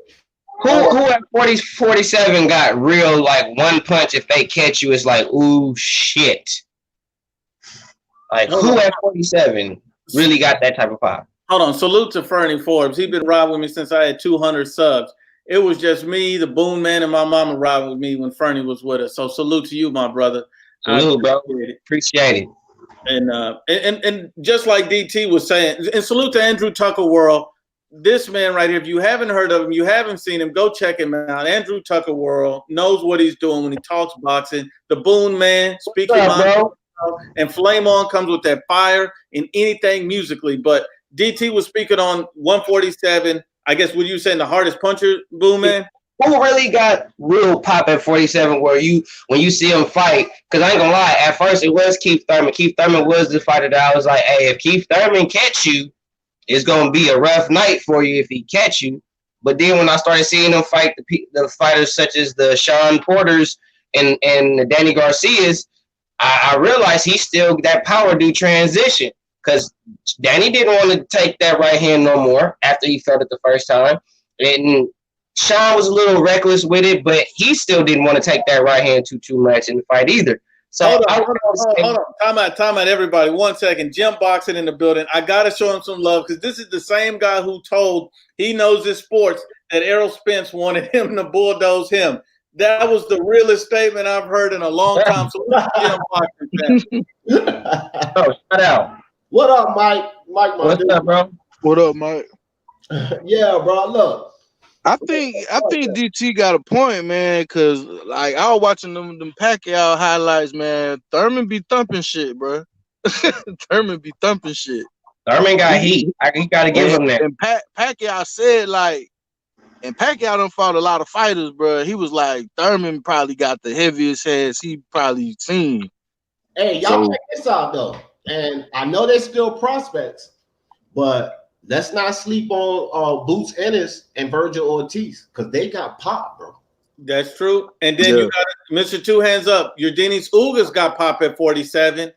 That's absolutely right. He dropped Porter in that fight. Ugas is a real underdog that people really not looking at him.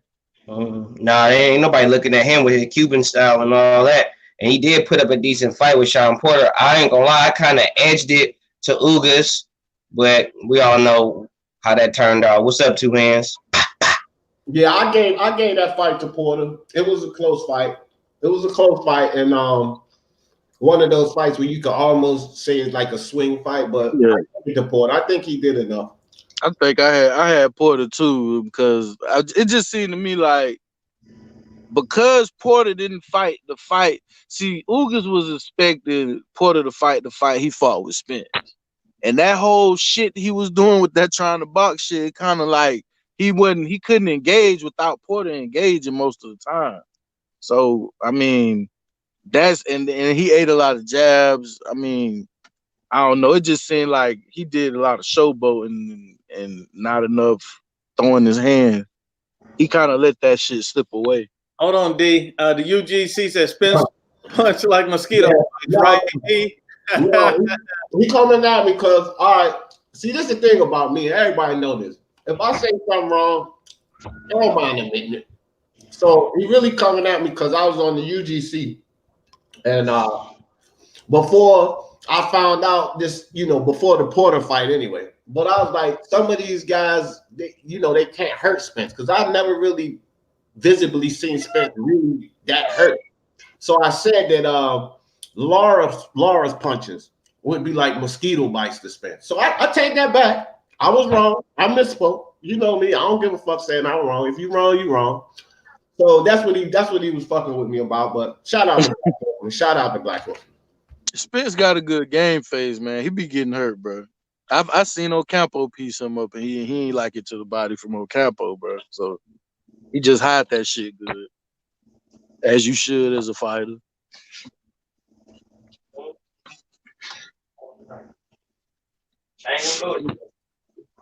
That's an absolutely true statement. Spence has no head movement and can't counterpunch.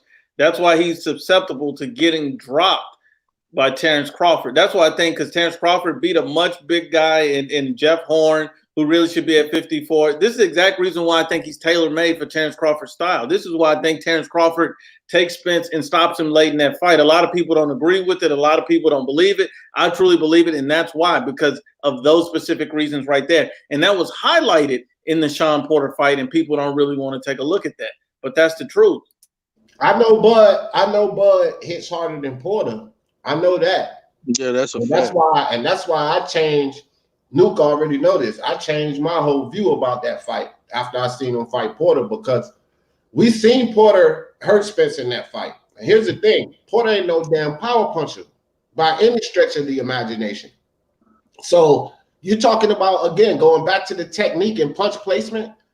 That's why I changed my mind on that fight. Before I had it like 60-40 Spence. Spence would win.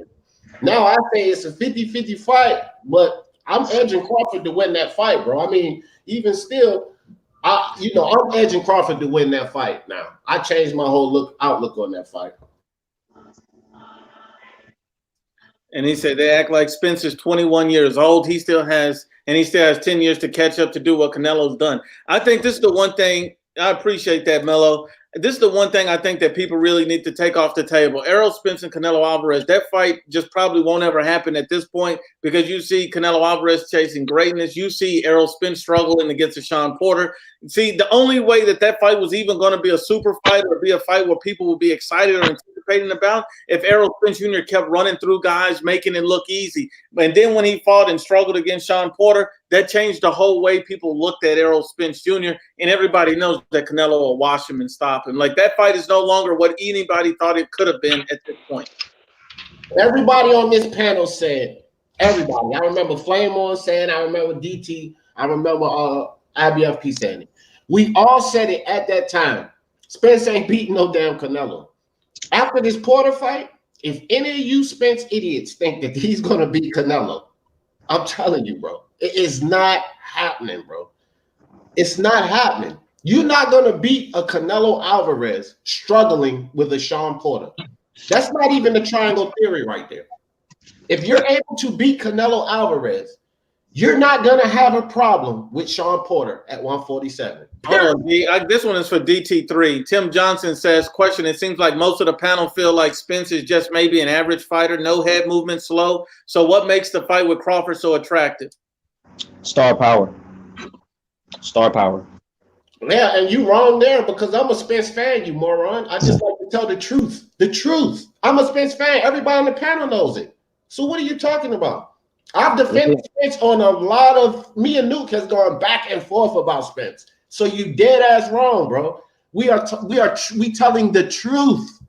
People like you can handle the truth, dude. I wouldn't say he average, but it's just it's not nothing really like finesse about him like that. Like he's pretty much good at everything basic, all the basics. He's great at all the basics. This the problem, Flamo.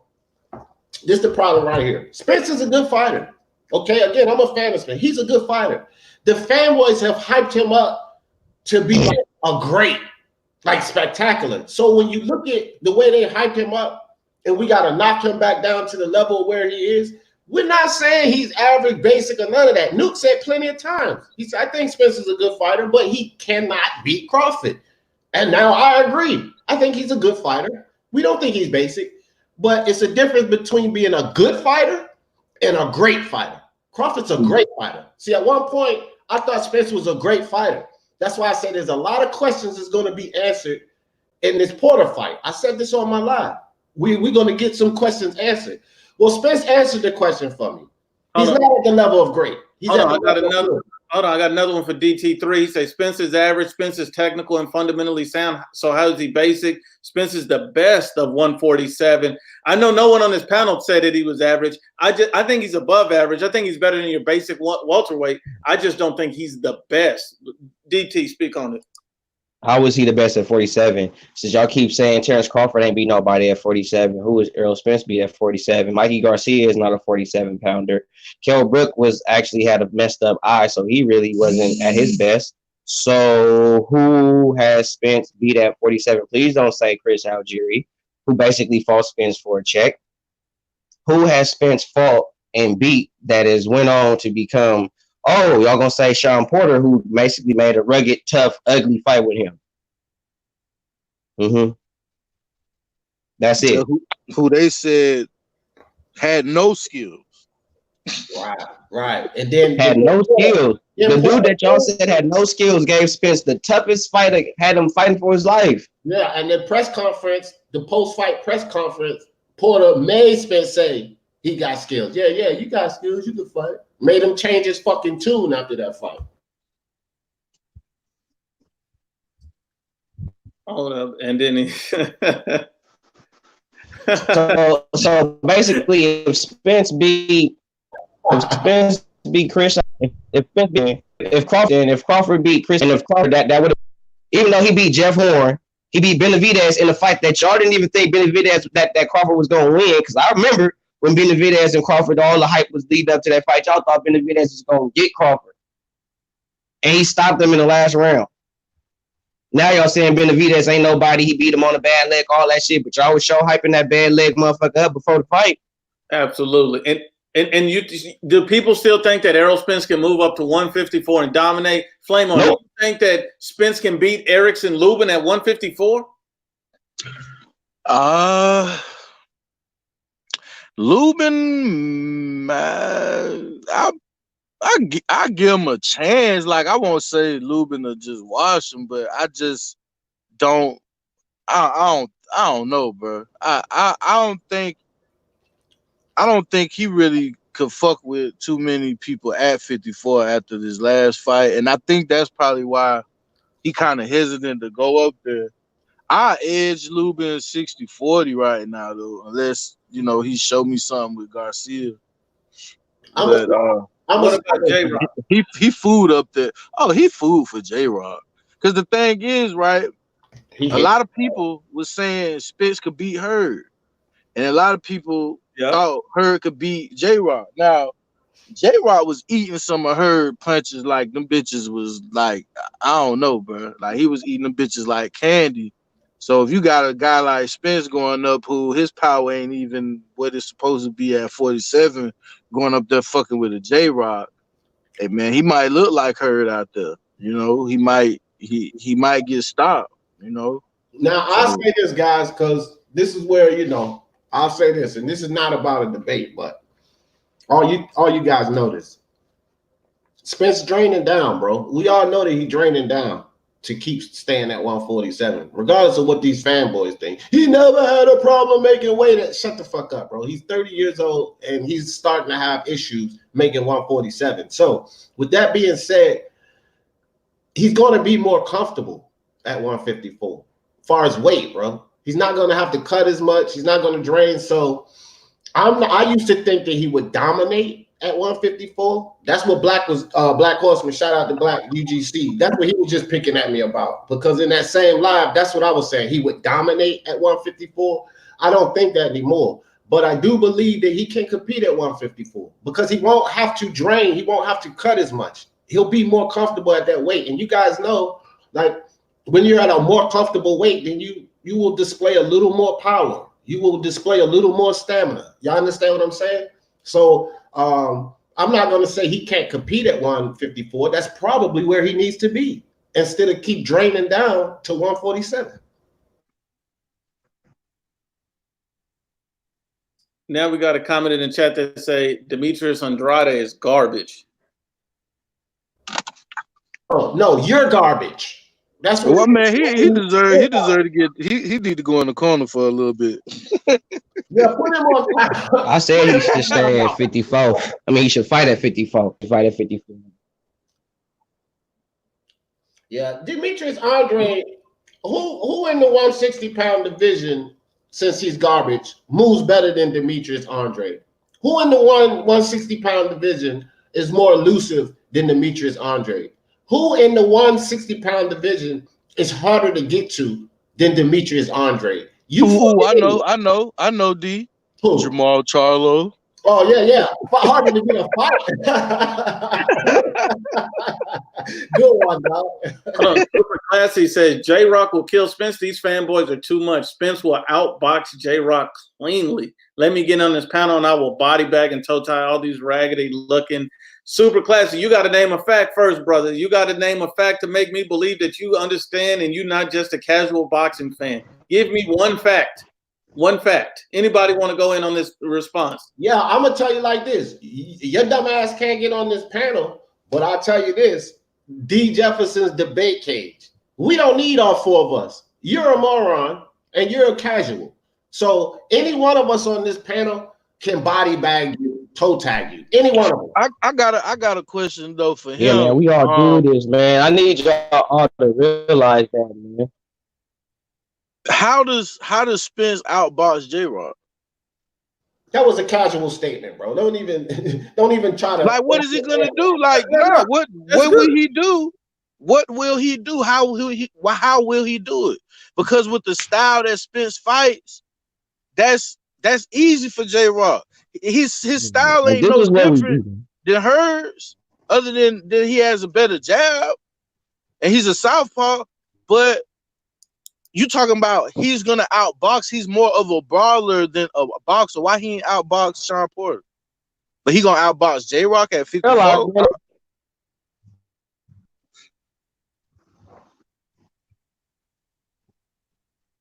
Oh damn, Boone, you breaking up. Yeah, you broke up. But look, here go another thing. Hurd has something in his arsenal when he was fighting J-Rock that Spence don't even have.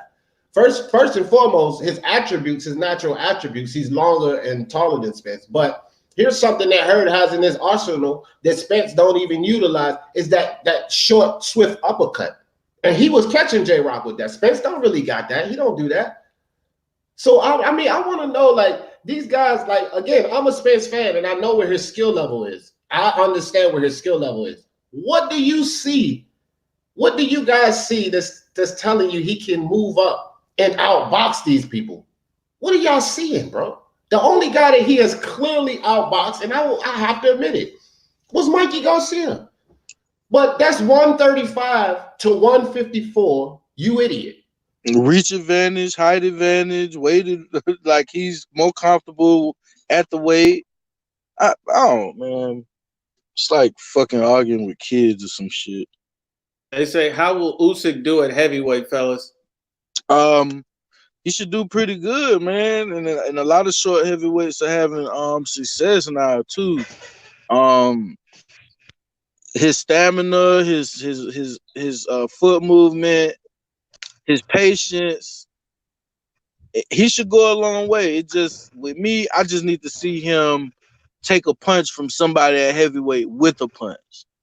And if he proves, you know, his chin will hold up and stuff like that, I see him being a future champion. I don't know how he gonna get it or who he's gonna get it from, but I see him being a future champ. I would like to see Usyk fight Kalnaki, Povetkin, Dillian White, or maybe even Oscar Rivas next. Somebody that got a little pop to him, and see how he deals with that. I would want to see him fight one of those guys next. And then I don't know about that one, but I do want to see him fight Dillian White, though. I do want to see him fight Dillian White. I want to see that. Yeah, I'm not tripping about Kalnaki. I mean, if it happened, it happened. I'm not going to shit on it. If it happened, that like I see. I do want to see Usyk fight Dillian White, though. That's the fight I would. Boom, you don't think that's a good test? I mean, I think it'll be a cool fight.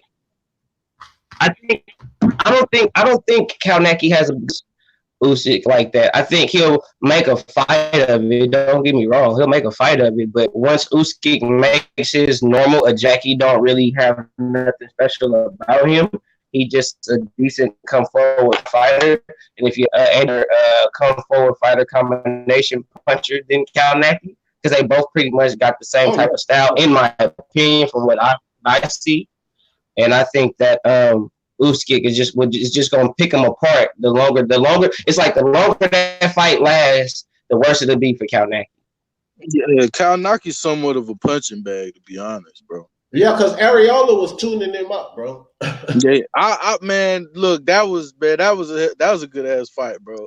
I was rocking with Areola too, man, but after he hurt his hand, it was kind of over. It just seemed like that. See, one thing I like about Kalnaki, man, he a dog and he got a chin and he gonna keep coming. So that is a good test. Like, can Usyk move around that ring for 12 rounds like that? Yeah, that's what I was saying, the test factor. Oh, okay. Well, you put it that way. Yeah, you put it that way. That make it a little more interesting.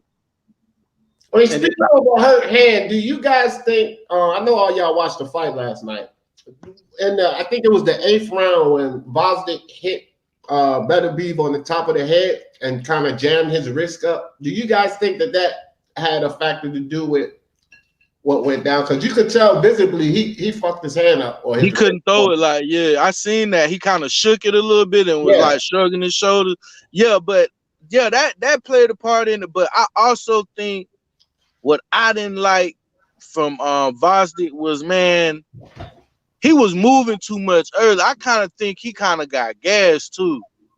You know what I'm saying? Trying to move around and throw unnecessary punches to keep Beterbiev off of him. So, man, that hurt my heart, bro. I ain't gonna lie, bro. I was gonna say, I think he was. Well, what I saw round 7, I started to see it like he getting a little tired. When round 9 came, I was like, he don't have it. He don't have it. And then Beterbiev was still coming. And Beterbiev power don't go away. You know what I'm saying? It's not weakening as the fight progresses. In the sense, it's either staying the same or getting stronger.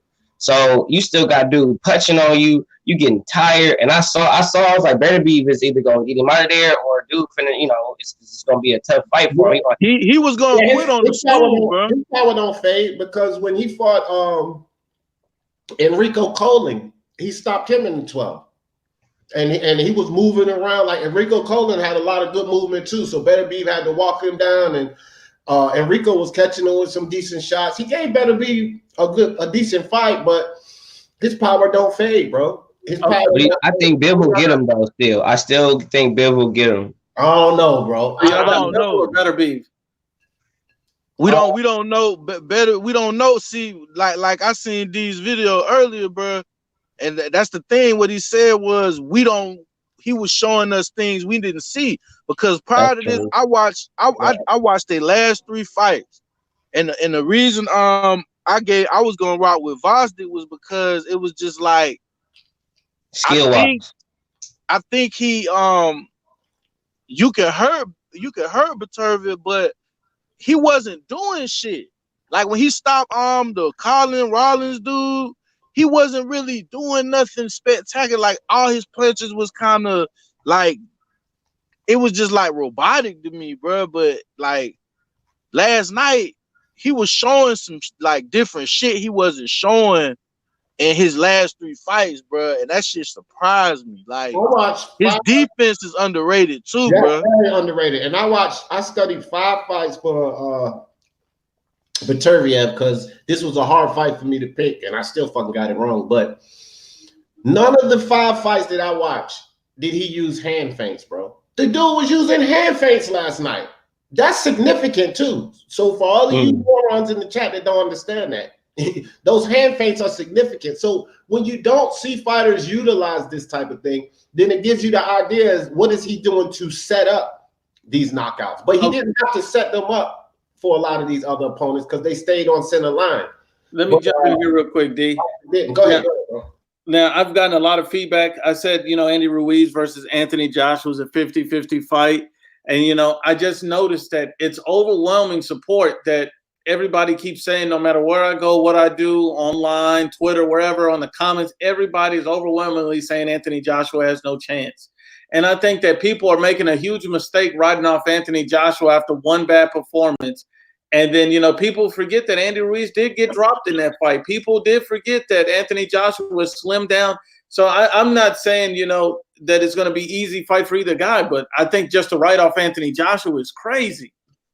Well, I think we will see the best Andy Ruiz that we have seen when that fight happens, because the PBC needs to keep the belts with PBC in America. Because I believe wholeheartedly, if Joshua beats Ruiz and he gets all them belts back, even though I'm also hearing that they're going to have to vacate one because the mandatories just so happen to be at the same time, which I just feel like that's some hella bullshit. That's like, how can you make an undisputed champion when y'all constantly doing little shit like that with these sanctioning bodies over there? Right. But anyway, if Anthony Joshua get them belts back and he take them back to the UK, and it's going to be bad for the PBC. It's going to be real bad. That take away their star power a little bit. They're going to have to put more energy into Gervonta Davis and Errol Spence. And it ain't looking too good for Wilder because from what I'm hearing, Al Heyman fucked over Steven Espinoza with Showtime. That's why another reason why Showtime ain't fucking with Wilder, because they paid him too much money that he not really worth. And I don't think Fox's shout out ring got killed because we was talking about that. I don't think Fox is finna keep paying him, to make these bullshit fights. Because I'm not finna pay $75, $80 to see Ortiz and Wilder. I'm not finna pay that.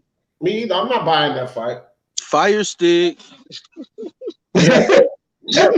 Or something, bro. Because I'm gonna tell you like this, and I'm being honest about this, bro. I'm not even gonna waste the time to illegally stream it, bro. I'll catch that shit on the replay the next day. Like, I'll catch it on a highlight in that fight, bro. That's how much disinterested I am in that fight. I'm not doing it illegally. Fuck that fight, bro. I can't stand that shit, bro. I have no interest in that fight. It's nothing. It's like, why? You beat dude convincingly. It wasn't we want to see it again. Like, it wasn't none of that. It was literally like you fought dude, you beat him. It was a decent fight. It wasn't a bad fight. It was a good fight. You beat him convincingly, knocked the guy out, got him out of there, and moved on. Why would you want to pay him? And are y'all still confident in that fight with Ruiz slimming down though? Nope. Nope. I think I'm not. Punch resistance is going to be a factor, and that's gonna be a huge deal. Like Luke said, AJ already put him down. Now he's going back into the ring with punch resistance. That's lower. I mean, do you think that if depending on who wins the fight, who you think matches up better with Usyk, AJ or Ruiz, and who does Usyk match up better with Ruiz or AJ, depending on who wins, because he'd be the mandatory? I think Usyk could beat Joshua, bro.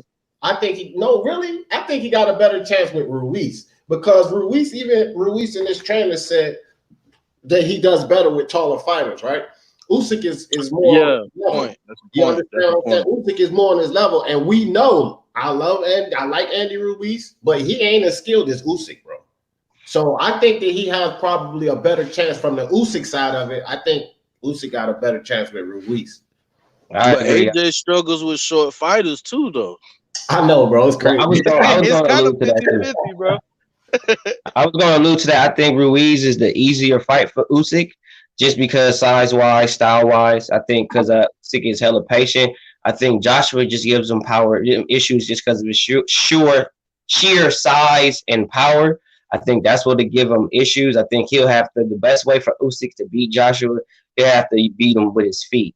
He can't really kind of go blow for blow with Joshua, of course, because he's too damn big.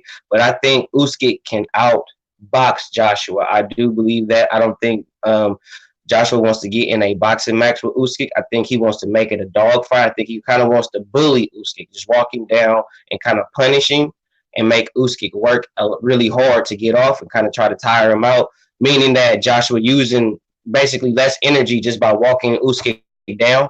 But I think Usyk's footwork is going to get him out of a lot of situations. So I got Usyk beating Joshua. Yeah, man. Facts, bro. No, I agree. I think if Anthony Joshua wins the rematch with Andy Ruiz, we're going to see the best Anthony Joshua we've ever seen before. We're going to see, Anthony Joshua who's going to be at a better size, like D says, with his body weight in check, so he can have stamina and endurance. We're going to see an Anthony Joshua do a lot of things differently from this point on, because he's going to take on the Usyks. And, the Wilder fight may never happen, because unless Wilder decides to actually humble himself, I mean, you got to think about it. This is the same Deontay Wilder who signed 2 fights that, he knew Anthony Joshua, if he beat Ruiz, he was going to call him out after that fight. And he signed for Luis Ortiz and Tyson Fury. He announced a week before the fight that he signed for those 2 fights. So, I just don't see that fight happening, because I don't think Wilder really wants it. Wilder don't want to fight no real top guys, man. I'm going to tell y'all something right here, right now, man. If Wilder really wanted to fight the top guys, I say this all the time, he would have fought Charles Martin. He was getting paid crumbs, bro. And when he got offered to fight with Dillian White, he got offered $8 million at first to fight Dillian White. Then he got offered $15 million to fight Dillian White, which he said was slave wages. So you turn down $8 million. Then you turn down $15 million just to fight Ortiz for 2.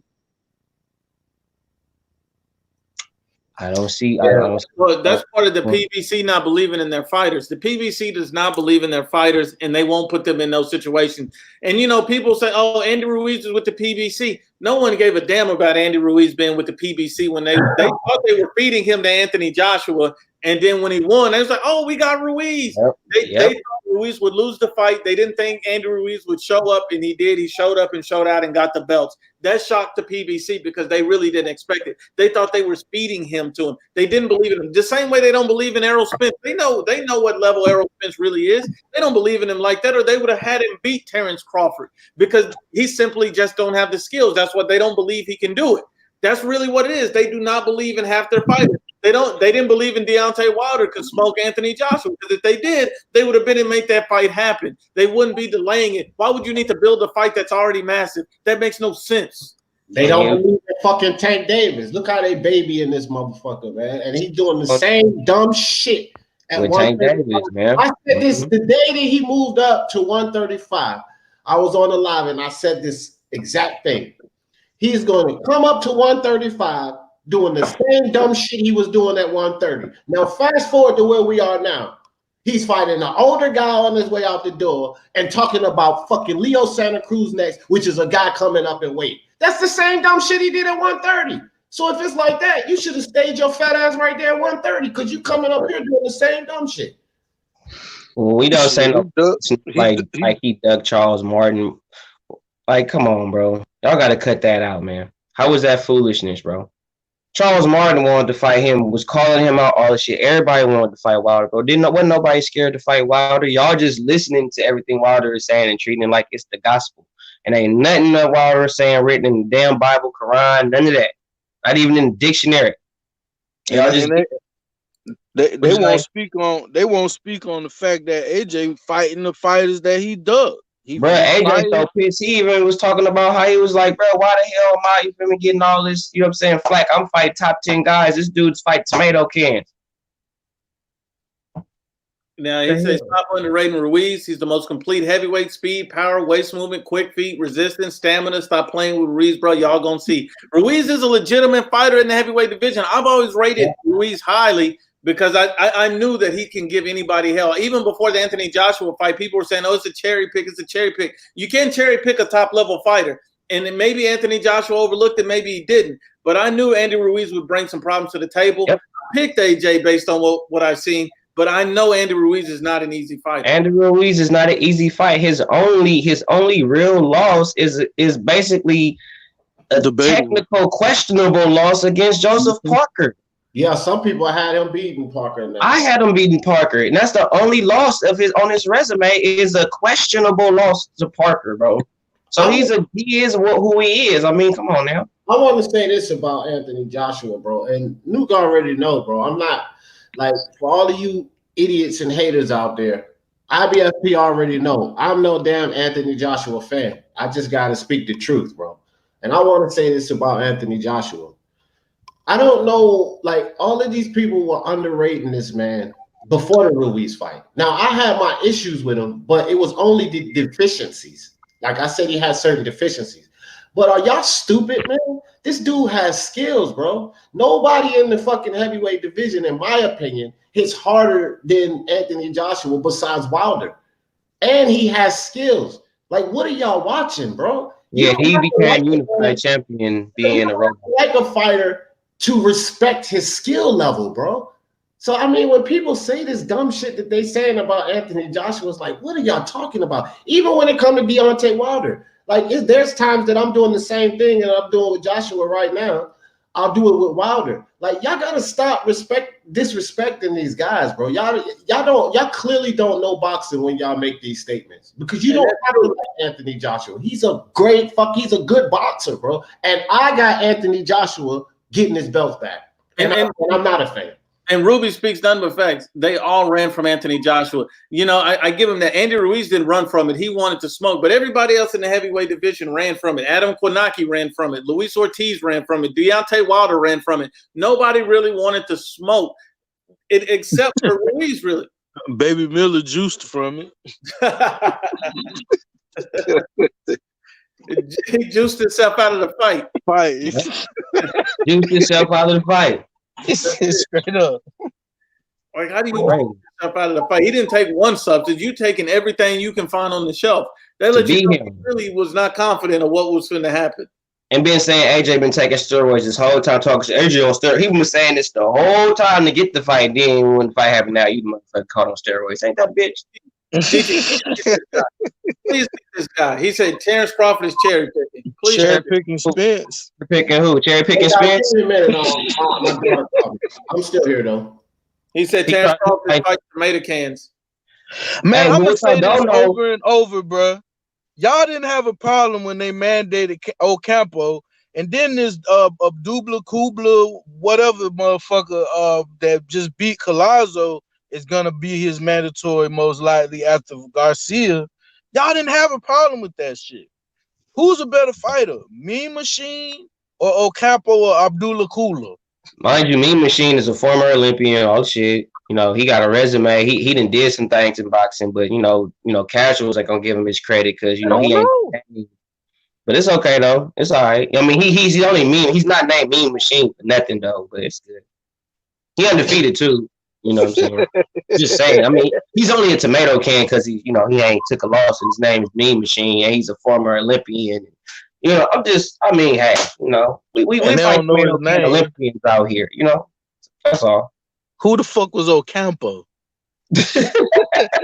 Who mandated that shit? Like, they didn't say nothing. Oh, he got that green belt. They tried to actually justify. Well, he's undefeated. He's from Mexico. Woo, nobody knew shit about that guy. And now they're doing the same shit that motherfuckers is doing to Crawford. Y'all don't have that same energy with Spence. And when they mandate this Abdullah Kubla, they're gonna make it seem like it's the best fucking fight in the world. And 9 times out of 10, they're gonna make y'all pay $75 to see that shit. You feel me? UPBC fans got a lot of money, man, because y'all supporting that shit. Y'all supporting $75 mismatches. Feel me? Y'all supporting that. Y'all shit on Danny. Y'all shit on Porter. Y'all shit on Thurman, who all gave us unified championship fights for free. Soon as the guy y'all gas up and push to the forefront, gets to the top. Oh, I need money. Yeah, he robbing y'all motherfuckers, man. He got y'all paying for sparring matches, bro. $75 sparring matches. D. Jefferson, speak on this. Billy Joe Saunders will beat Canelo with a knockout. Timeout. Time him out. Go in the quarter. And so they said that could be a likely next fight too at 168, but there ain't. I just don't even know. Oh my God.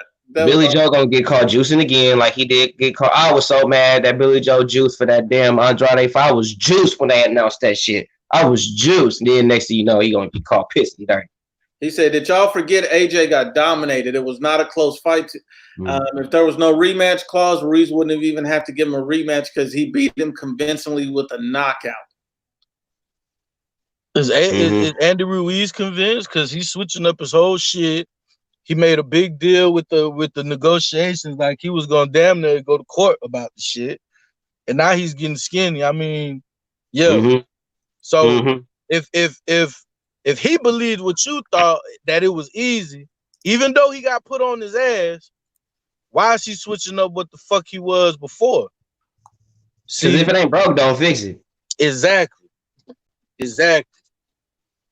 So he ain't as confident as y'all is. So apparently he knows AJ ain't nothing like to be sleeping on, bro. Yeah, that's what I'm saying. I think everybody's underestimating Anthony Joshua. Nobody's taking anything away from Andy Ruiz by saying Anthony Joshua is still an elite top level fighter. The both things can be true. Andy Ruiz could be a good fighter, so can AJ. And people that act like AJ has no chance to win and he got dominated and all this, the rematch is going to be a totally different fight. A lot of people are going to be surprised when they see this rematch coming. He said, who do y'all think will win if Fury and AJ fight? After Otto Whalen, I don't know now. I'm going to keep it real. At first, I said Fury. I ain't going to lie. At first, I was like, Fury. Fury was going to box his ears off for 12 rounds.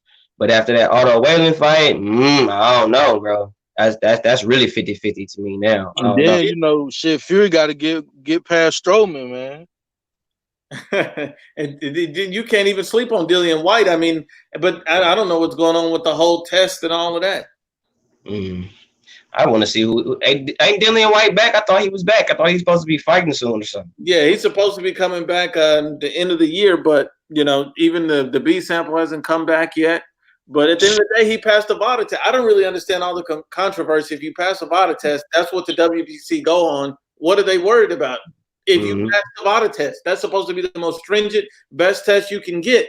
What? I just don't understand the issue. And that's that Al Heyman. That's that Wilder trying to freeze him out. He already said he was going to freeze him out for 2 years. Every fighter that is a threat that gets in line to fight Wilder, they all pop hot, bro. They all pop hot, bro. All of them, bro. Out of nowhere, it's all of a sudden it's like, he pop hot. It's like, well, has he been pissing dirty this whole time? He should get banned from boxing. And then you get Wilder becoming a protest for steroids and shit. All of a sudden, he's a spokesman for VADA and shit that he should be banned from boxing. He should never box again and all that bullshit. Wilder be trying all kinds Didn't Wilder's brother fail a test? Who? Didn't Wilder's brother fail some kind of drug test? I heard it was for marijuana. It wasn't for steroids. I heard it was for weed, not steroids. They kind of, it wasn't. Yeah, they kind of like cleared him on some other shit, but it wasn't a PED allegedly. But we know Wilder got connections with these drug testing agencies and shit. Cause I don't know why I didn't see this coming, man. Soon as this motherfucking Dillian White won, bro. Soon as he got that spot, bro, to fight him, bro. Dirty test, bro. Dirty test, bro. To where there was no way they could deny him that fight. Soon it was like, bro, I did everything y'all said. Fight Brown, beat Brown, knocked him out. Okay, fight Chisora, fought Chisora, knocked him out. Fight Parker, fought him, beat him. All right, now what? Now what? What now? What you want me to do? Well, now you pissed dirty, can't get the fight. Suspension. What? And the same organization that he passed took his spot over a test from another agency. That's crazy. That shit is bullshit. That's the Alahamic bullshit. now what happens with Kovalev, Canelo? That fight's coming up, fellas. Is there a knockout? Is there what's going to happen here? That fight can't go 12. If they go 12, it's going to Canelo. But Kovalev gotta stop Canelo. He gotta stop. Yeah, him. he can. He possibly be hurting him. He got to be hurting him the whole fight. He got to be punishing him. He got to be walking him down. He got to win every round convincingly, or a good percentage of the round convincingly to get a decision. But if Canelo is making a decent fight of it, round by round, I got a chance that they might even call it a draw, or they'll give it to Canelo just because of his name. I don't think this fight goes to a decision. The only reason why I don't think, no matter who wins, I just don't think the fight goes to a decision because Sergey Kovalev, you know, him and Buddy McGirt was already talking about hitting Canelo to the body, you know, hitting Canelo all over his body. And then on the other end, we all know Canelo's game plan is to use his speed, his defense, to get in the inside and work that body and slow down Kovalev and stop him. I think about the 5th or 6th round is when it gets real and we'll see Canelo actually go for it. So we know he's going to go for it, but can he get it is the thing. Can he get it? And I think he will. I think he'll get it. I think he's going to stop Kovalev mid to late in the fight. That's just the way I see it. But if he didn't, I just don't think anybody can get to a decision in this type of fight. I just think there's going to be too many risks being taken to win this fight. I got Kovalev winning the early rounds, but as it gets later, like I've always thought that this fight will end by a TKO, and I think it's going to be from a body shot. That's just my opinion. It may be a liver shot, but I see Canelo stopping him late to the body. That's my prediction. I see Canelo getting hurt too. I don't see him getting dropped because, like, everybody used this logic for Spence moving up to 54. And even though we know Canelo started off at a lower weight, he might be better at 75. We just don't know that because he never fought there.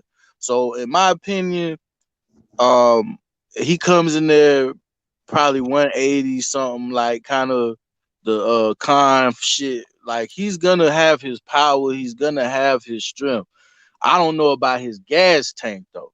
That's what I was gonna say. I don't know about the gas because it's gonna take a lot of energy to get a lot of just to get off. Because both of them are suspect with their gas tanks. I think that's a fact. They both are, bro. That's why I think it's going to be about the 6th round when it starts getting real, because I think that they're both going to pace themselves early.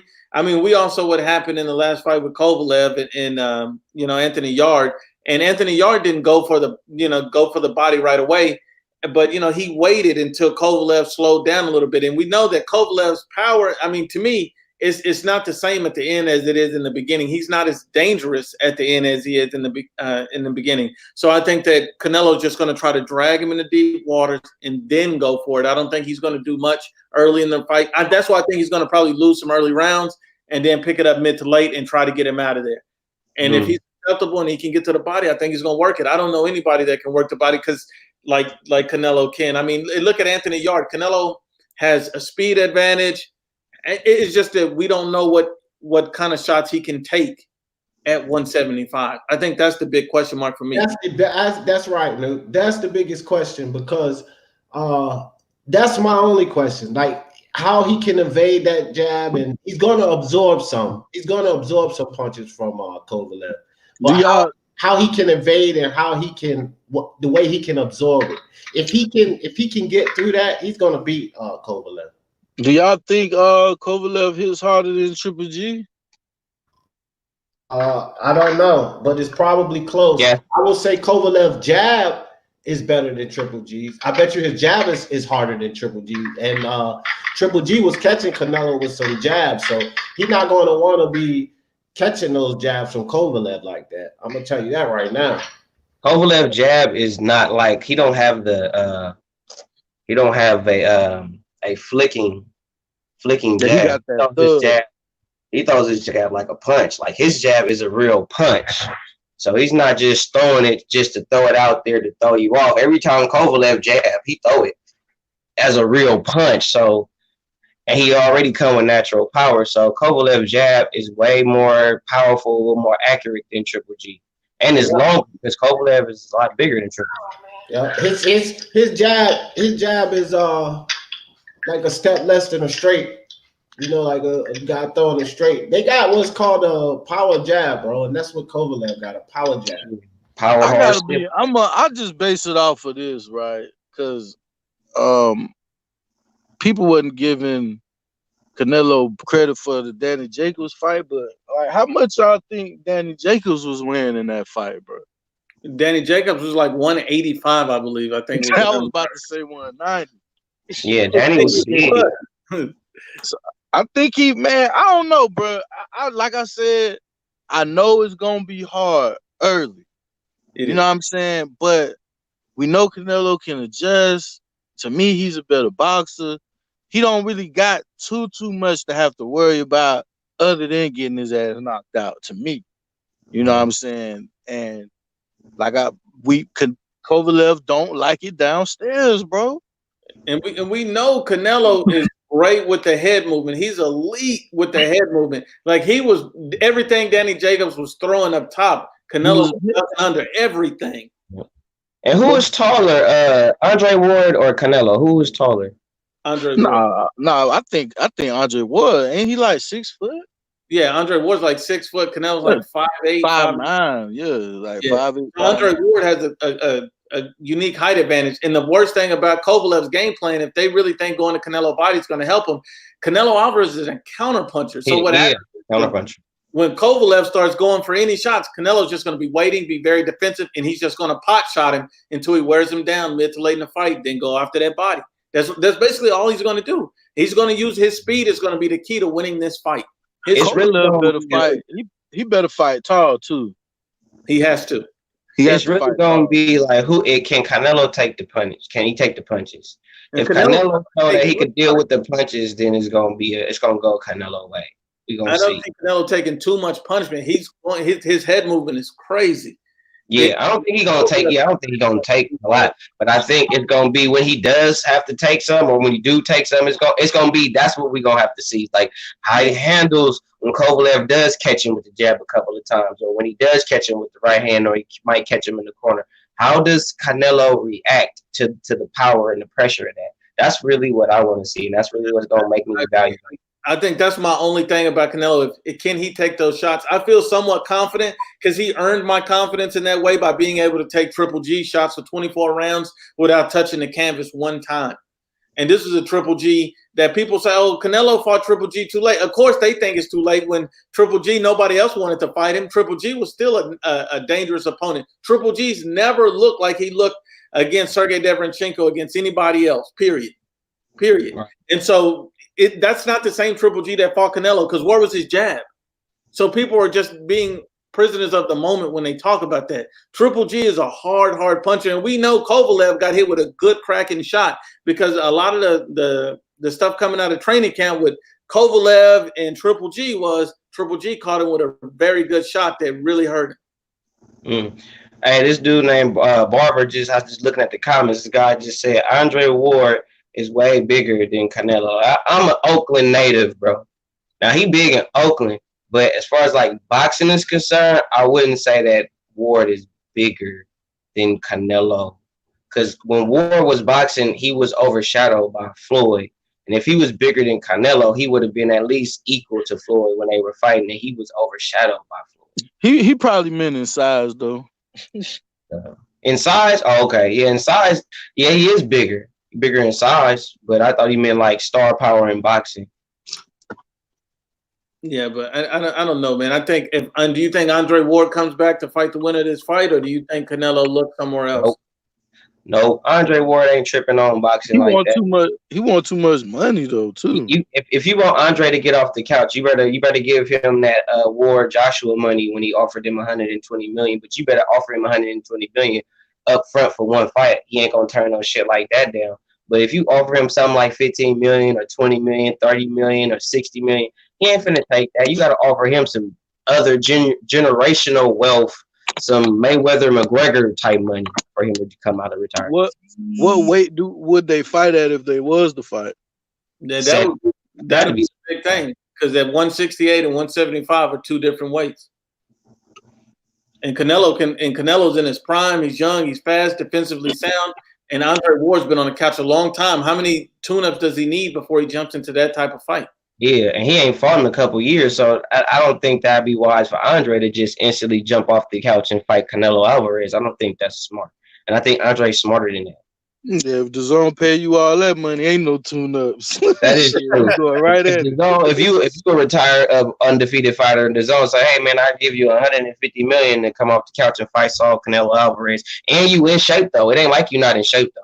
We do got to give him that respect. He still is in shape. It ain't like he out of shape now. So,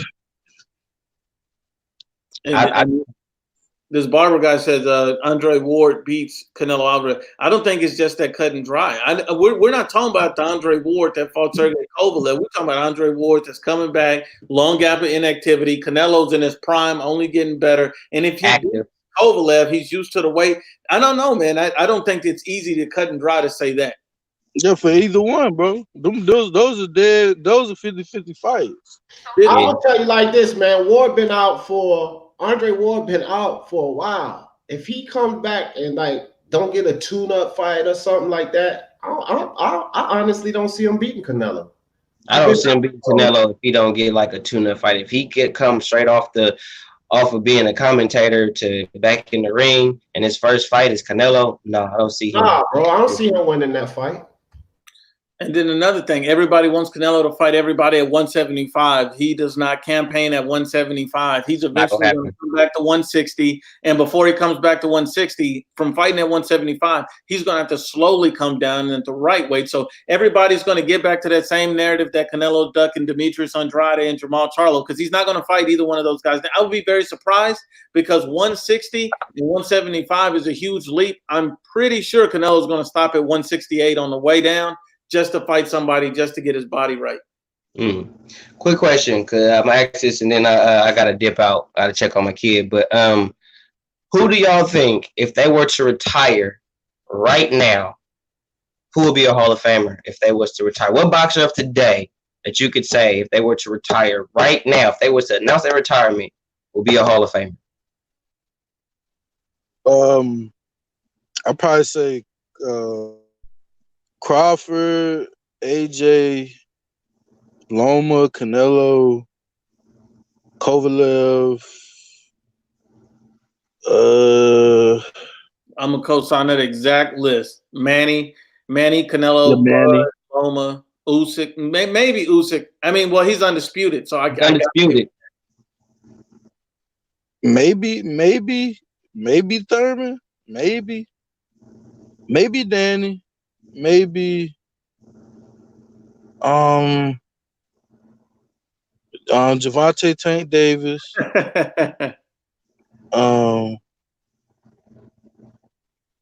That's about it for me. I know it's somebody at the lower weights though. I'd say Salido. Salido, a Hall of Famer. Salido still fighting, or he retired? I think he done. Yeah. So I think Salido's a Hall of Famer because of who he's fought. Loma, Bud. I don't think AJ is a Hall of Famer. I don't think he's a Hall of Famer.